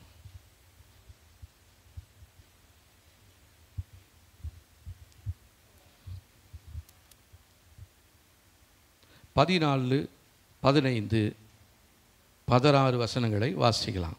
39வது பக்கத்தில் இருக்குது. ஆதியாகமம் 31ஆம் அதிகாரம் 14, 15, 18, 16. அதற்கு ராகேலும் லேயாலும், எங்கள் தகப்பன் வீட்டிலே இனி எங்களுக்கு பங்கும் சுதந்திரமும் உண்டோ? அவரால் நாங்கள் அந்நியராய் எண்ணப்படவில்லையா? அவர் எங்களை விற்று எங்கள் பணத்தையும் வாயிலே போட்டுக்கொண்டார். ஆகையால் தேவன் எங்கள் தகப்பனிடத்திலிருந்து எடுத்த ஐஸ்வர்யமும் எல்லாம் நமக்கும் நம்முடைய பிள்ளைகளுக்கும் உரியது. இப்படி இருக்க தேவன் நமக்கு சொன்னபடியெல்லாம் செய்யும் என்றார். இந்த இடத்துல பார்த்தீங்கன்னா, யாக்கோபுக்கு 2 மனைவிங்க, அக்கா தங்கச்சிங்க இல்லைங்களா? ராகேல், லேயாள். லேயாளை தான் இவருக்கு அவங்க மாமனார் என்ன பண்ணார்? ஏமாற்றி கல்யாணம் பண்ணி கொடுத்துட்டாரு. அதுக்கப்புறம் ராகேலையும் அவர் கல்யாணம் பண்ணிக்கிட்டார். இப்போ இவங்க அங்கே இருக்காங்க, தகப்பன் வீட்டில் வேலை செஞ்சுட்டு இருக்கிறாரு. மாமனார் வீட்டில் இவர் என்ன பண்ணிட்டு இருக்கிறாரு? ஆடு மேய்ச்சிட்டே இருக்கிறாரு. அவங்க அப்பா அடிக்கடி சம்பளத்தை மாற்றுறாரு, எவ்வளவோ ஏமாற்றிக்கிட்டே இருக்கிறாரு. இதை பார்த்துக்கிட்டே இருந்த அந்த ரெண்டு பெண் பிள்ளைகள் தான் சொல்கிறாங்க, ராகேலும் லேயாலும், எங்கள் தகப்பன் வீட்டில் இனி எங்களுக்கு பங்கும் சுதந்திரமும் உண்டோ? இப்போ நம்முடைய தகப்பன் வீட்டில் இருக்கிறதான மறைந்திருக்கிறதான தீமையின் விக்கிரகத்தின் வல்லமை அதுதான் நம்மளை ஏமாற்றிக்கிட்டே இருக்குது. இப்போ நம்ம சொல்ல போகிறோம், எங்கள் தகப்பன் வீட்டில் எங்களுக்கு எந்த விதமான பங்கும் சுதந்திரமும் கிடையாது. இயேசுவின் நாமத்தினால தீமையான வல்லமைகள் எங்களை இனி பிடிக்க முடியாது. அப்புறம் அடுத்ததாக சொல்கிறாங்க, அவரால் நாங்கள் அந்நியராக எண்ணப்படவில்லையா? அவர் எங்களை விற்று எங்கள் பணத்தையும் வாயிலே போட்டுக்கொண்டாரே. நம்ம சொல்கிறோம்ல, என்னை ஏமாற்றி எல்லாத்தையும் வாயில் போட்டுக்கிட்ட அப்படின்னு. அப்படி தான் அந்த ராகேலும் லேயாலும் சொல்கிறாங்க. எங்களுக்கு சேர வேண்டிய பணத்தை எல்லாத்தையும் எங்கள் அப்பா என்ன பண்ணார்? ஏமாற்றி எங்கே போட்டுக்கிட்டாரு? வாயில் போட்டுக்கிட்டாரு. அந்த வாயில் போட்டது மறுபடியும் வெளியே வருமா? வரும். நரி முழுங்கின சேவல் கூவுமா? கூவும். வாயில் போட்டுக்கிட்டு இருந்தாலும் கர்த்தர் அந்த வாயிலேருந்து வெளியே தள்ள போகிறாரு. ஹல்லேலூயா. அதுக்கப்புறம் அவங்க சொல்கிறாங்க, ஆகையால் தேவன் எங்கள் தகப்பனிடத்திலிருந்து எடுத்த ஐஸ்வர்யம் எல்லாம் நமக்கும் நம்முடைய பிள்ளைகளுக்கும் உரியது. எங்களிடத்திலிருந்து திருடி செல்லப்பட்ட எல்லா நன்மையும் எங்களுக்கும் எங்களுடைய பிள்ளைகளுக்கும் உரியது. பிசாசை இனி உனக்கும் எனக்கு எந்த விதமான பங்கும் இல்லை, பாகமும் இல்லை. தகப்பன் வீட்டிலிருந்து இப்போ நம்ம வெளியே வரப்போகிறோம். ஹல்லேலூயா. பிசாசு தான் நம்முடைய பழைய தகப்பனாக இருந்தான். அவன் தான் நம்மளுக்கு சேர வேண்டிய எல்லாத்தையும் பொறுக்கி வாயில் போட்டுக்கிட்டான். இப்போ வாயில் போட்டது எல்லாத்தையும் கக்க போகிறான். நம்ம அதை எடுத்துக்கிட்டு நம்முடைய அப்பா வீட்டுக்கு போக போகிறோம். ஹல்லேலூயா. ஆமாம், நம்முடைய அப்பா வீட்டுக்கு போக போகிறோம். ஒரு பாட்டு ஒன்று இருக்குது. அந்த பாட்டு எனக்கு சரியாக தெரியல. இல்லை, செல்வோம் அப்பா வீட்டிற்கு. தெரியுமா அந்த பாட்டு? அப்பா வீட்டிற்கு, அப்பா வீட்டிற்கு செல்வோம் வாருங்கள், அப்பா வீட்டிற்கு அங்கே ஆனந்தம் ஆனந்தமே. இப்போ நம்ம எல்லாரும் எங்கே போக போகிறோம்? நம்முடைய அப்பா வீட்டுக்கு போக போகிறோம். யாவரும் எழுந்திருப்போமா? இந்த பாடலை பாடுவோம். செல்வோம் யாவரும் அப்பா வீட்டிற்கு, அப்பா வீட்டிற்கு, அப்பா வீட்டிற்கு செல்வோம் யாவரும் அப்பா வீட்டிற்கு அங்கே சந்தோஷம் சந்தோஷமே, அங்கே ஆரோக்கியம் ஆரோக்கியமே, அங்கே நன்மைகள் நன்மைகளே, அங்கே எல்லாம் உங்களுக்கு என்னெல்லாம் தெரியுதோ அதெல்லாம் வச்சு நீங்கள் பாட போகிறீங்க. எனக்கு தெரியுங்களா? இப்போ நம்ம எங்கே போக போகிறோம்? நம்முடைய அப்பா வீட்டுக்கு போக போகிறோம். ஹல்லேலூயா. பிள்ளைங்க தங்களுடைய அப்பா வீட்டுக்கு போகணுன்னா எவ்வளோ சந்தோஷமாக போவாங்க தெரியுங்களா? அம்மா வீட்டுக்கு போனால், அப்பா வீட்டுக்கு போனால், இந்த கல்யாணம் ஆகி வந்து பிள்ளைங்க கொஞ்ச நாள் ஆகி அம்மா வீட்டுக்கு போகணுன்னு வச்சுங்க. கவிதா உனக்கு எப்படி இருக்குதுமா? அப்பா வீட்டுக்கு போகணுன்னா ஒரே சந்தோஷம். ஹல்லேலூயா. ஆமாம், இங்கே இருக்கிறதெல்லாம் இங்கெல்லாம் எல்லா வேலையும் நானே செஞ்சுக்கிட்டு இருக்கணும். அங்கேனா எங்கள் அம்மா எல்லாம் செஞ்சு போட்டுக்கிட்டே இருப்பாங்க. நான் உட்காந்து நல்லா அப்படியே சாப்பிட்டுக்கிட்டே இருப்பேன். நிறைய பேர்த்துக்கு பக்கத்துலேயே அம்மா வீட்டுக்கு தான், அதனால் அவங்களுக்கு ரொம்ப கஷ்டம். கேத்ரினுக்கு அவங்க அம்மா வீடு பக்கமாக இருக்குது, கொஞ்சம் தூரமாக இருந்தால் போயிடலாம்ல. ஹல்லேலூயா. இப்போ நம்முடைய அப்பா வீடு பரலோகத்தில் இருக்கிறது. நம்ம பாட போகிறோம். செல்வோம் யாவரும் அப்பா வீட்டிற்கு, அப்பா வீட்டிற்கு, அப்பா வீட்டிற்கு செல்வோம் வாருங்கள், அப்பா வீட்டிற்கு அங்கே ஆனந்தம் ஆனந்தமே, அங்கே ஆனந்தம் ஆனந்தமே. கீத வாக்கியம் அப்பா வீட்டிலே, அப்பா வீட்டிலே, அப்பா வீட்டிலே கீத வாக்கியங்கள் அப்பா வீட்டிலே அங்கே ஆனந்தம் ஆனந்தமே, அங்கே ஆனந்தம் ஆனந்தமே. கொழுத்த கன்றுண்டு அப்பா வீட்டிலே, அப்பா வீட்டிலே, அப்பா வீட்டிலே கொழுத்த கன்றுண்டு அப்பா வீட்டிலே அங்கே ஆனந்தம் ஆனந்தமே, ஆனந்தம் ஆனந்தமே. நடன களிப்புண்டு அப்பா வீட்டிலே, அப்பா வீட்டிலே, அப்பா வீட்டிலே நடன களிப்புண்டு அப்பா வீட்டிலே அங்கே ஆனந்தம் ஆனந்தமே. அப்பா வீட்டில் என்னெல்லாம் இருக்குது?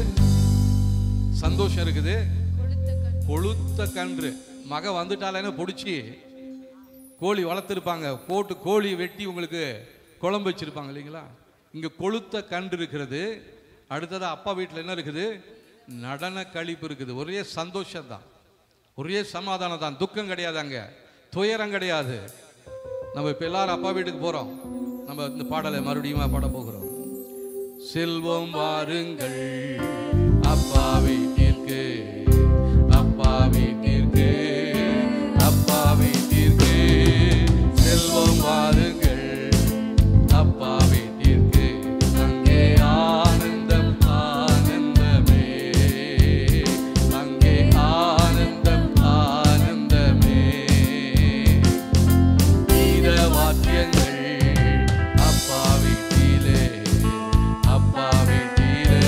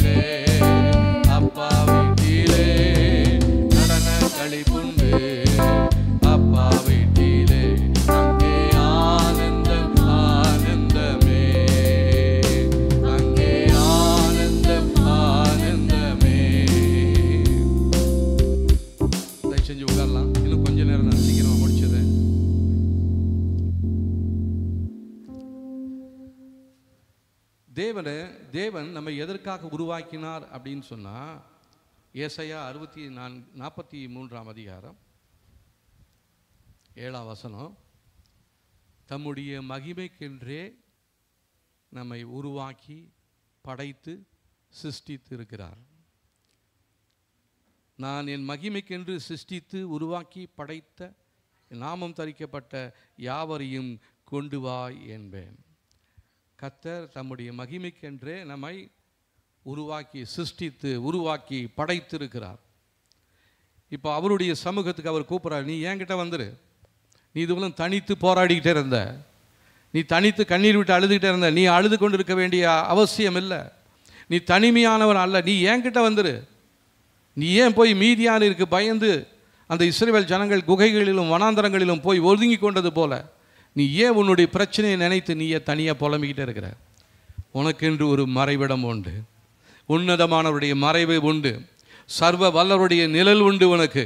அதுக்குள்ளே நீ வந்துரு அப்படின்னு தேவன் நம்மை அழைத்து கொண்டிருக்கிறார். யோபு 1ஆம் அதிகாரத்தில்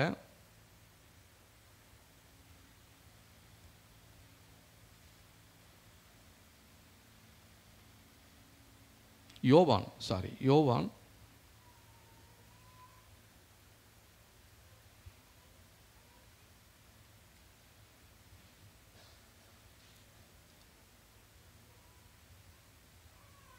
47ஆம் வசனம் பாருங்க. இதுங்க 1:47 125ஆம் பக்கத்தில் இருக்குது. இங்கே இயேசுவை பார்த்துட்டு ஒரு சிலர் சொல்கிறாங்க, நாங்கள் மேசியாவை பார்த்தோம். அப்போது அவங்க கேட்குறாங்க, எங்கே பார்த்தீங்க, அவர் எங்கே பார்த்தீங்க அப்படின்னு. நாசரேத்தில். உடனே அந்த நாத்தானுவேல் அவர் சொல்கிறாரு, நாசரேத்திலிருந்து யாதொரு நன்மை உண்டாகக்கூடுமோ என்றார். இப்போ நம்மளை பார்த்து சொல்கிறாரு, இந்த குடும்பத்தில் இந்த நல்ல காரியம் நடக்குமா? நம்ம சந்தோஷமாக என் குடும்பத்தில் இது நடக்க போகிறது, என் குடும்பத்தில் இப்படி ஒரு அதிசயத்தை கர்த்தர் செய்ய போகிறார். அப்போ நம்மளை பார்த்து கேட்பாங்க, உங்கள் குடும்பத்தில் எப்படி இது நடக்கும்? மேசியாவை எப்படி நீங்கள் பார்க்க முடியும்? அவர் வந்ததே தெரியல நிறைய பேர்த்துக்கு. உங்கள் வீட்டில் கர்த்தர் நன்மையான காரியங்களை உண்டாக்கி வைத்திருக்கிறத உங்களால் பார்க்க முடியல, உங்களுடைய கண்கள் அடைக்கப்பட்டு இருக்கிறது. ஆனால் தான் நீங்கள் சொல்கிறீங்க, என் குடும்பத்தில் இது நடக்குமா, என் பிள்ளைகளுடைய வாழ்க்கையில் இது நடக்குமா? நாசரேத்திலிருந்து யாதோ ஒரு நன்மை உண்டாக கூடுமோ? நம்ம என்ன சொல்ல போகிறோம்? கூடும். ஹல்லேலூயா. ஆமாம், கூடுமே, எல்லாம் கூடுமே, உம்மாலே எல்லாம் கூடும், கூடாதது ஒன்றுமில்லை, உம்மால் கூடாதது ஒன்றுமில்லை. கூடுமே, எல்லாம் கூடுமே, உம்மாலே எல்லாம் கூடும், கூடாதது ஒன்றுமில்லை, உம்மால் கூடாதது ஒன்றுமில்லை. கடல் மீது நடந்தீரையா, கடும் புயல் அடக்கி நீரே. கடல் மீது நடந்தீரையா, கடும் புயல் அடக்கி நீரே. சாத்தானை ஒடுக்கி நீரே, சர்வ வல்லவரே.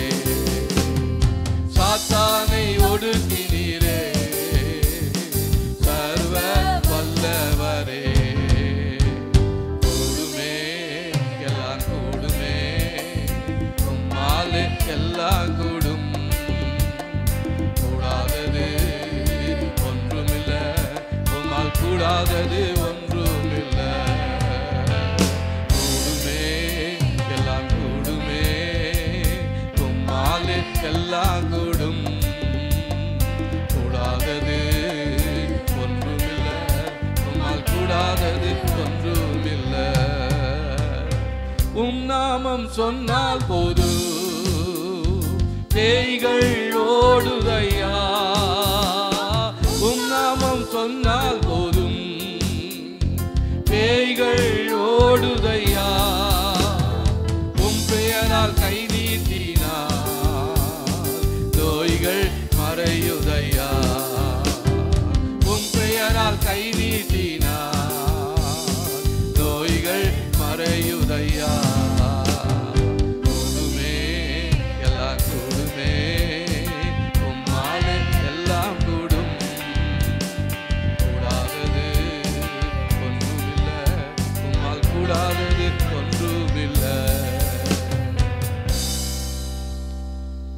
அதிசயத்திலிருந்து ஏதாவது நன்மை உண்டாகுமா? நீங்க என்ன சொல்றீங்க? உண்டாகும். ஹல்லேலூயா. ஒண்ணுமே இல்லாத இடத்திலிருந்து எல்லாவற்றையும் உருவாக்க தேவனால் முடியுமா? முடியும். ஹல்லேலூயா. ஆமா, நம்முடைய தேவனால் எல்லாம் முடியும். ஏன் தெரியுங்களா? அவரை தேவன் என்ன பண்ணியிருக்கிறாருன்னா, அப்போஸ்தலர் நடவடிக்கைகள் 10ஆம் அதிகாரம் 38ஆம் வசனம் பாருங்க. 177ஆம் பக்கத்தில் இருக்குது. 38ஆம் வசனம். நசரேயனாகிய இயேசுவை தேவன் பரிசுத்த ஆவியினாலும் வல்லமையினாலும் அபிஷேகம் பண்ணினார். தேவன் அவரோடு கூட இருந்தபடியினால் அவர் நன்மை செய்கிறவராயும் பிசாசின் வல்லமைகளில் அகப்பட்ட யாவரையும் குணமாக்குகிறவராயும் சுற்றி திரிந்தார். தேவன் என்ன பண்ணாரு? அவரை பரிசுத்த ஆவியினாலும் வல்லமையினாலும் அபிஷேகம் பண்ணினதினாலே, தேவன் அவரோடு கூட இருந்தபடியினாலே அவர் நன்மை செய்கிறவராயும் பிசாசின் வல்லமைகளில் அகப்பட்ட யாவரையும் குணமாக்குகிறாயும் சுற்றி திரிந்தார். இன்னைக்கு அந்த இயேசு எங்க இருக்கிறாரு? நமக்குள் இருக்கிறாரு. ஹல்லேலூயா. அவர் யாரு? வல்லமை உள்ளவர், அற்புதங்களை செய்கிறவர், பிசாசுகளை துரத்துகிறவர், வியாதிகளை சுகப்படுத்துகிறவர். இந்த மகிமை நமக்குள்ள இருந்துட்டா உங்களுடைய வீடே ஒரு பரலோகமாக மாறிடும். நீங்க போற இடங்களிலெல்லாம், தெருக்களிலே ஒரு பெரிய மகிமையை அடுத்த வருஷத்துல கர்த்தர் இதை செய்ய போறாரு. நீங்க போகிற இடத்துல தேவன் தம்முடைய மகிமையை வெளிப்படுத்த போகிறார். நீங்க உட்கார்கிற இடத்துல தேவனுடைய மகிமை வெளிப்பட போகிறது. நீங்க யாரோட கை குலுக்குறீங்களோ அவங்களுக்குள்ள, உங்களுக்குள்ள இருக்கிற தேவ மகிமை அவங்களுக்குள்ள கடந்து போக போகிறது. அவங்களுக்கு விடுதலையாக போகிறாங்க. இருளில் இருக்கிற ஜனங்க பெரிய வெளிச்சத்தை காண போகிறாங்க. இதற்காக தான் கர்த்தர் இந்த நாட்களிலே நம்மை உருவாக்கி கொண்டிருக்கிறார். ஹல்லேலூயா. அதற்கு நம்மளை தடை பண்ணி கொண்டிருக்கிற தகப்பன் வீட்டில் இருக்கிறதான பாகாலின் பலிபீடம் எந்த இடத்துல இருக்குதுன்னு சொல்லி அதை தேடி போய் அதை உடைக்கணும். ஹல்லேலூயா. பிசாசு இருக்கிற இடத்துக்கு நிறைய பேர் போக மாட்டாங்க. நமக்கு எதுக்குங்க அந்த வம்பு? பிசாசு அது பாட்டுக்கு இருந்துட்டு போகுது, அதை ஏன் துரத்தணும்? நம்ம இதுவரையிலும் நம்மளை தான் பாதுகாத்துக்கிட்டே இருந்தோம். நம்ம காத்ததெல்லாம் போதும். நீங்கள் என்ன பண்ணணும் தெரியுமா? தாக்கக்கூடியவர்களாக மாறணும். பிசாசு எங்கே இருக்குதோ அங்கே போய் நம்ம ஜெபம் பண்ணணும். அங்கே போய் அந்த வியாதியஸ்தர்கள் மேலே கை வைங்க. கர்த்தர் நிச்சயமாகவே சுகத்தை கொடுப்பார்.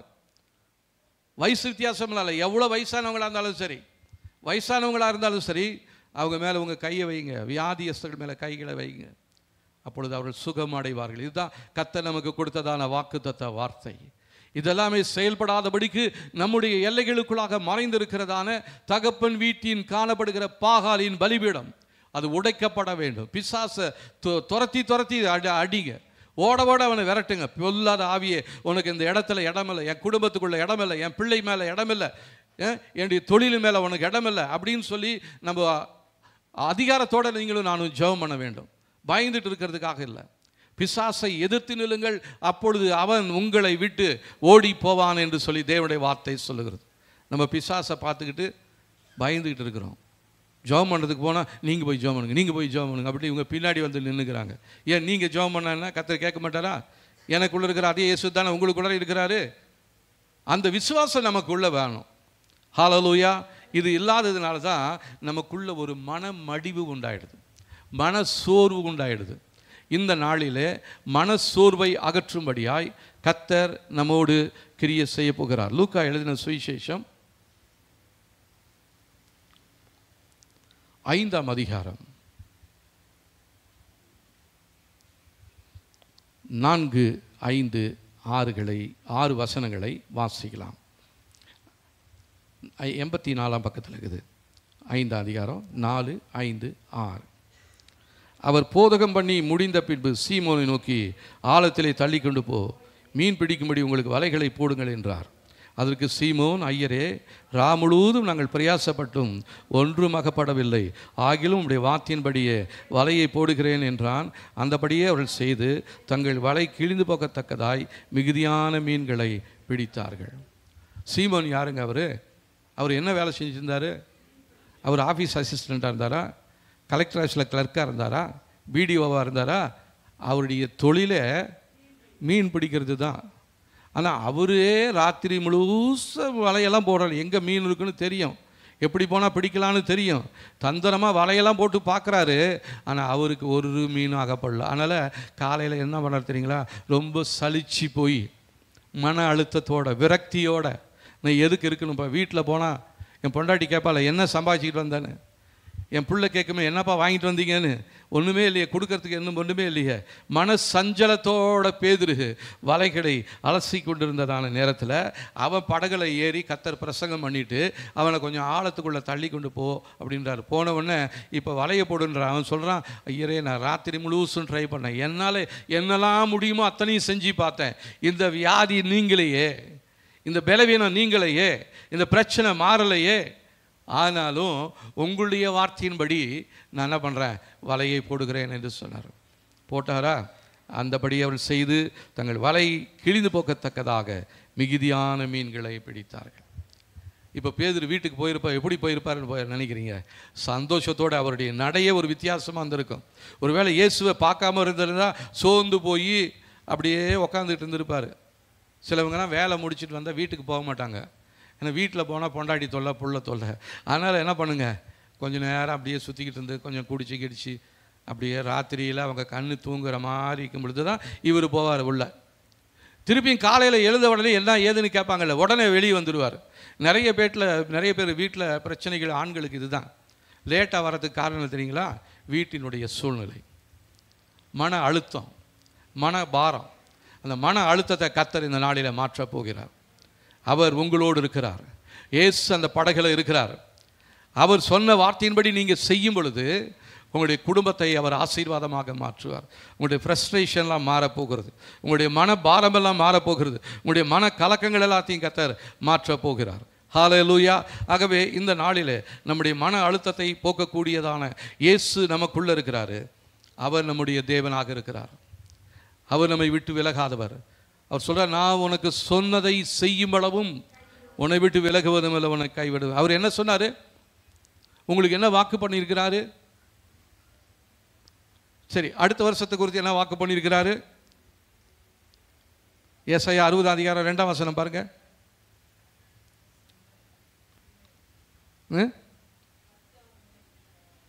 ஏசாயா 60.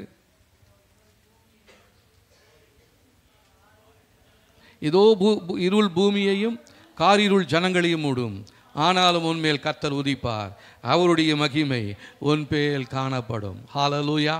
பூமியெல்லாம் இருளில் மூடும், காரிருளில் மூடும், ஆனாலும் கர்த்தர் என்ன பண்ணுறாரு? நம்ம மேலே உதிக்கிறார். அவருடைய மகிமை நம்ம மேலே காணப்பட போகிறது. இன்றைக்கி தேவனுடைய ஆலயத்தில் இருக்க வேண்டிய மகிமை வாசற்படியில் போய் நிற்குது. உங்கள் குடும்பத்தில் இருக்க வேண்டிய மகிமை வாசற்படியில் போய் நிற்குது. உங்களுடைய தொழிலில் இருக்க வேண்டிய மகிமை உங்களுடைய வாசற்படியில் போய் நிற்குது. உங்களுடைய சந்ததியில் இருக்க வேண்டிய மகிமை வாசற்படியில் போய் நிற்குது. இப்போ நமக்குள்ளே இருக்கிற விக்கிரகத்தெல்லாம் தூக்கி போடுவோம். தகப்பன் வீட்டு வழியாக வந்ததான அந்த தீமையின் பலிபீடங்கள் எல்லாத்தையும் உடைச்சி போட்டுவோம். கர்த்தர் நமக்குள்ளே வருவார். கர்த்தர் தம்முடைய மகிமையினாலே நம்மை மூட போகிறார். ஹல்லேலூயா. எவ்வளோ சந்தோஷமான ஒரு செய்தி இல்லைங்களா? அதனால் நம்ம இந்த நேரத்தில் நாம் யாவரும் எழுந்து நின்று நம்முடைய தேவனுக்கு நாம் நன்றி சொல்லுவோம். நன்றி சொல்லுகிறோம் ஆண்டவரே. இதற்காக தான் இயேசு அடிக்கப்பட்டார். இதற்காக தான் இயேசு ரத்தம் சிந்தினார். இதற்காக தான் தம்முடைய சரீரத்தை ஒப்பு கொடுத்தார். அதை நினைவு கூறும்படியாக வந்திருக்கிறோம். நாம் அவருடைய சரீரத்திலும் ரத்தத்திலும் பங்கு கொள்ளும்படியாக வந்திருக்கிறோம். அவரை நினைவு கூறும்படியாக, கர்த்தாவே எனக்காக நீங்கள் ரத்தம் சிந்தினீங்களே, எனக்காக உங்களுடைய சரீரத்தை ஒப்பு கொடுத்தீங்களே, நீங்கள் இந்த நாளில் என் வாழ்க்கையில் அதிசயத்தை செய்ய போதுமானவராக இருக்கிறீங்க. எங்கள் வாழ்க்கையில் மறைந்திருக்கிற தீமையான காரியங்களை ஏசப்பா நீங்கள் வெளியேற்றி எங்களுக்கென்று கர்த்தர் வைத்திருந்த நன்மைகளை விழுங்கி வைத்திருக்கிற பொல்லாத பிசாசுடைய வயிற்றிலிருந்து அவைகளை வெளியே தள்ளி எங்களை கொண்டு வந்து சேர்ப்பீராக. நாங்கள் ஆசீர்வாதத்திற்காகவே விசேஷமாய் பிரித்தெடுக்கப்பட்டவர்கள், ஆசீர்வாதத்திற்கென்றே விசேஷமாய் அழைக்கப்பட்டவர்கள் நீங்களும் நானும். இந்த தரித்திரத்தின் நிலைமை நமக்கு தேவை கிடையாது.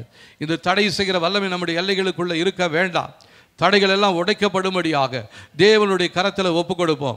ஆண்டவரே, எங்கள் குடும்பத்தில் இருக்கிற எல்லா தடைகளையும் உடைத்து போடுவீராக, உடைத்து போடுவீராக. எங்களுடைய எல்லைகளில் மறைந்திருக்கிற தகப்பன் வீட்டு வழியாய் வந்ததான தீமையான விக்கிரக வல்லமை இயேசுவின் நாமத்தினால உடைக்கப்படுவதாக. அதுதான்ப்பா என் பிள்ளைகளை கட்டி வச்சிருக்குது. அதுதான்ப்பா என் எல்லைகளில் முன்னேற முடியாதபடி தடைகளை ஏற்படுத்தி கொண்டிருக்கிறது. எவ்வளவோ முயற்சி செய்கிறோம், ஆனால் ஒரு இஞ்சி கூட முன்னேற முடியல ஆண்டவரே. நான் ஒரு ஜான் ஏறுனா ஒரு முளம் கீழே சறுக்குது ஆண்டவரே. ஆண்டவரே, என் வாழ்க்கை இப்படியே தான் இருக்கணுமா ஆண்டவர்? இல்லை ஆண்டவரே, நீங்கள் அதற்காக வரலையே. நீங்கள் எனக்கு சமாதானத்தை கொடுக்கும்படியாய், சந்தோஷத்தை கொடுக்கும்படியாய், இழந்து போனதை தேடவும் ரட்சிக்கவுமே மனுஷகுமாரன் வந்தீர் என்று சொன்ன அந்த வார்த்தையின்படியாய் எங்களுடைய வாழ்க்கையில் இழந்து போன எல்லா நன்மைகளையும், தொலைந்து போன எல்லா ஆசீர்வாதங்களையும் இயேசுவே நீங்கள் எங்களுக்கு தரும்படியாய் நாங்கள் இந்த நாளில் எங்களை அர்ப்பணித்து ஜெபிக்கிறோம் ஆண்டவரே. இதற்காக நீங்கள் ஆண்டவரே எங்களுக்காக ரத்தம் சிந்தினீங்க. நீங்கள் இதற்காக உங்களுடைய சரீரத்தையே பிற்க ஒப்பு கொடுத்தீங்களே, அதற்காக தான்ப்பா உங்களுடைய தாடி முடியை பிடிச்சு இழுத்துனாங்க, உங்கள் கன்னத்தில் அரைஞ்சாங்களே ஆண்டவரே, உங்களுடைய தலையில் முள்முடி வச்சாங்களே, இதெல்லாம் எனக்காக தான் ஆண்டவரே, எனக்காகத்தானே இத்தனை பாடுகளை பட்டீங்க.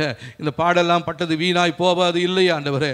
நீங்கள் இந்த நாளில் உங்களுடைய கர்த்தாவே உங்களுடைய இரக்கத்தின்படி மீட்பின்படியாக நீர் இந்த நாளில் எங்களுக்கு இறங்கும்படியாக சொல்லி ஜெபிக்கிறோம். ஒரு மாற்றத்தை கொடுக்கும்படியாக சொல்லி ஜெபிக்கிறோம் ஆண்டவரே. தேவ சமூகத்தில் ஒப்பு கொடுத்து ஜெபிக்கலாம். ஹல்லேலூயா. கர்த்தாவே, இந்த நாளில் நீர் எங்களுக்காக வைத்திருக்கிறதான எல்லா ஆசீர்வாதங்களையும் நாங்கள் சுதந்திரித்துக் கொள்ளும்படியாக வந்திருக்கிறோம். தேவ ஆவியானவர் நீங்கள் தொடர்ந்து நடத்துவீங்களாங்க. தடைகள் எல்லாம் மாற்றி போடுங்க ஆண்டவரே. அதிசயங்களை செய்யுங்க. வந்த ஒவ்வொரு மேலும் தேவனுடைய வல்லமை இரக்கம் பெருகுவதற்காக நன்றி. நாங்கள் ஒருவரும் வந்த வண்ணமாய் அல்ல, புதிய தீர்மானத்தோடு புதிய பலனோடு திரும்பி போக கர்த்தர் எங்களுக்கு உதவி செய்யுங்க ஆண்டவரே. ஒரு விசை கூட தாழ்த்துகிறோம். எல்லா மகிமை உமக்கே செலுத்துகிறோம். இயேசுவின் நாமத்தில் ஜெபிக்கிறோம் நல்ல பிதாவே. ஆமேன். ஆமேன். திருவிருந்து எடுக்க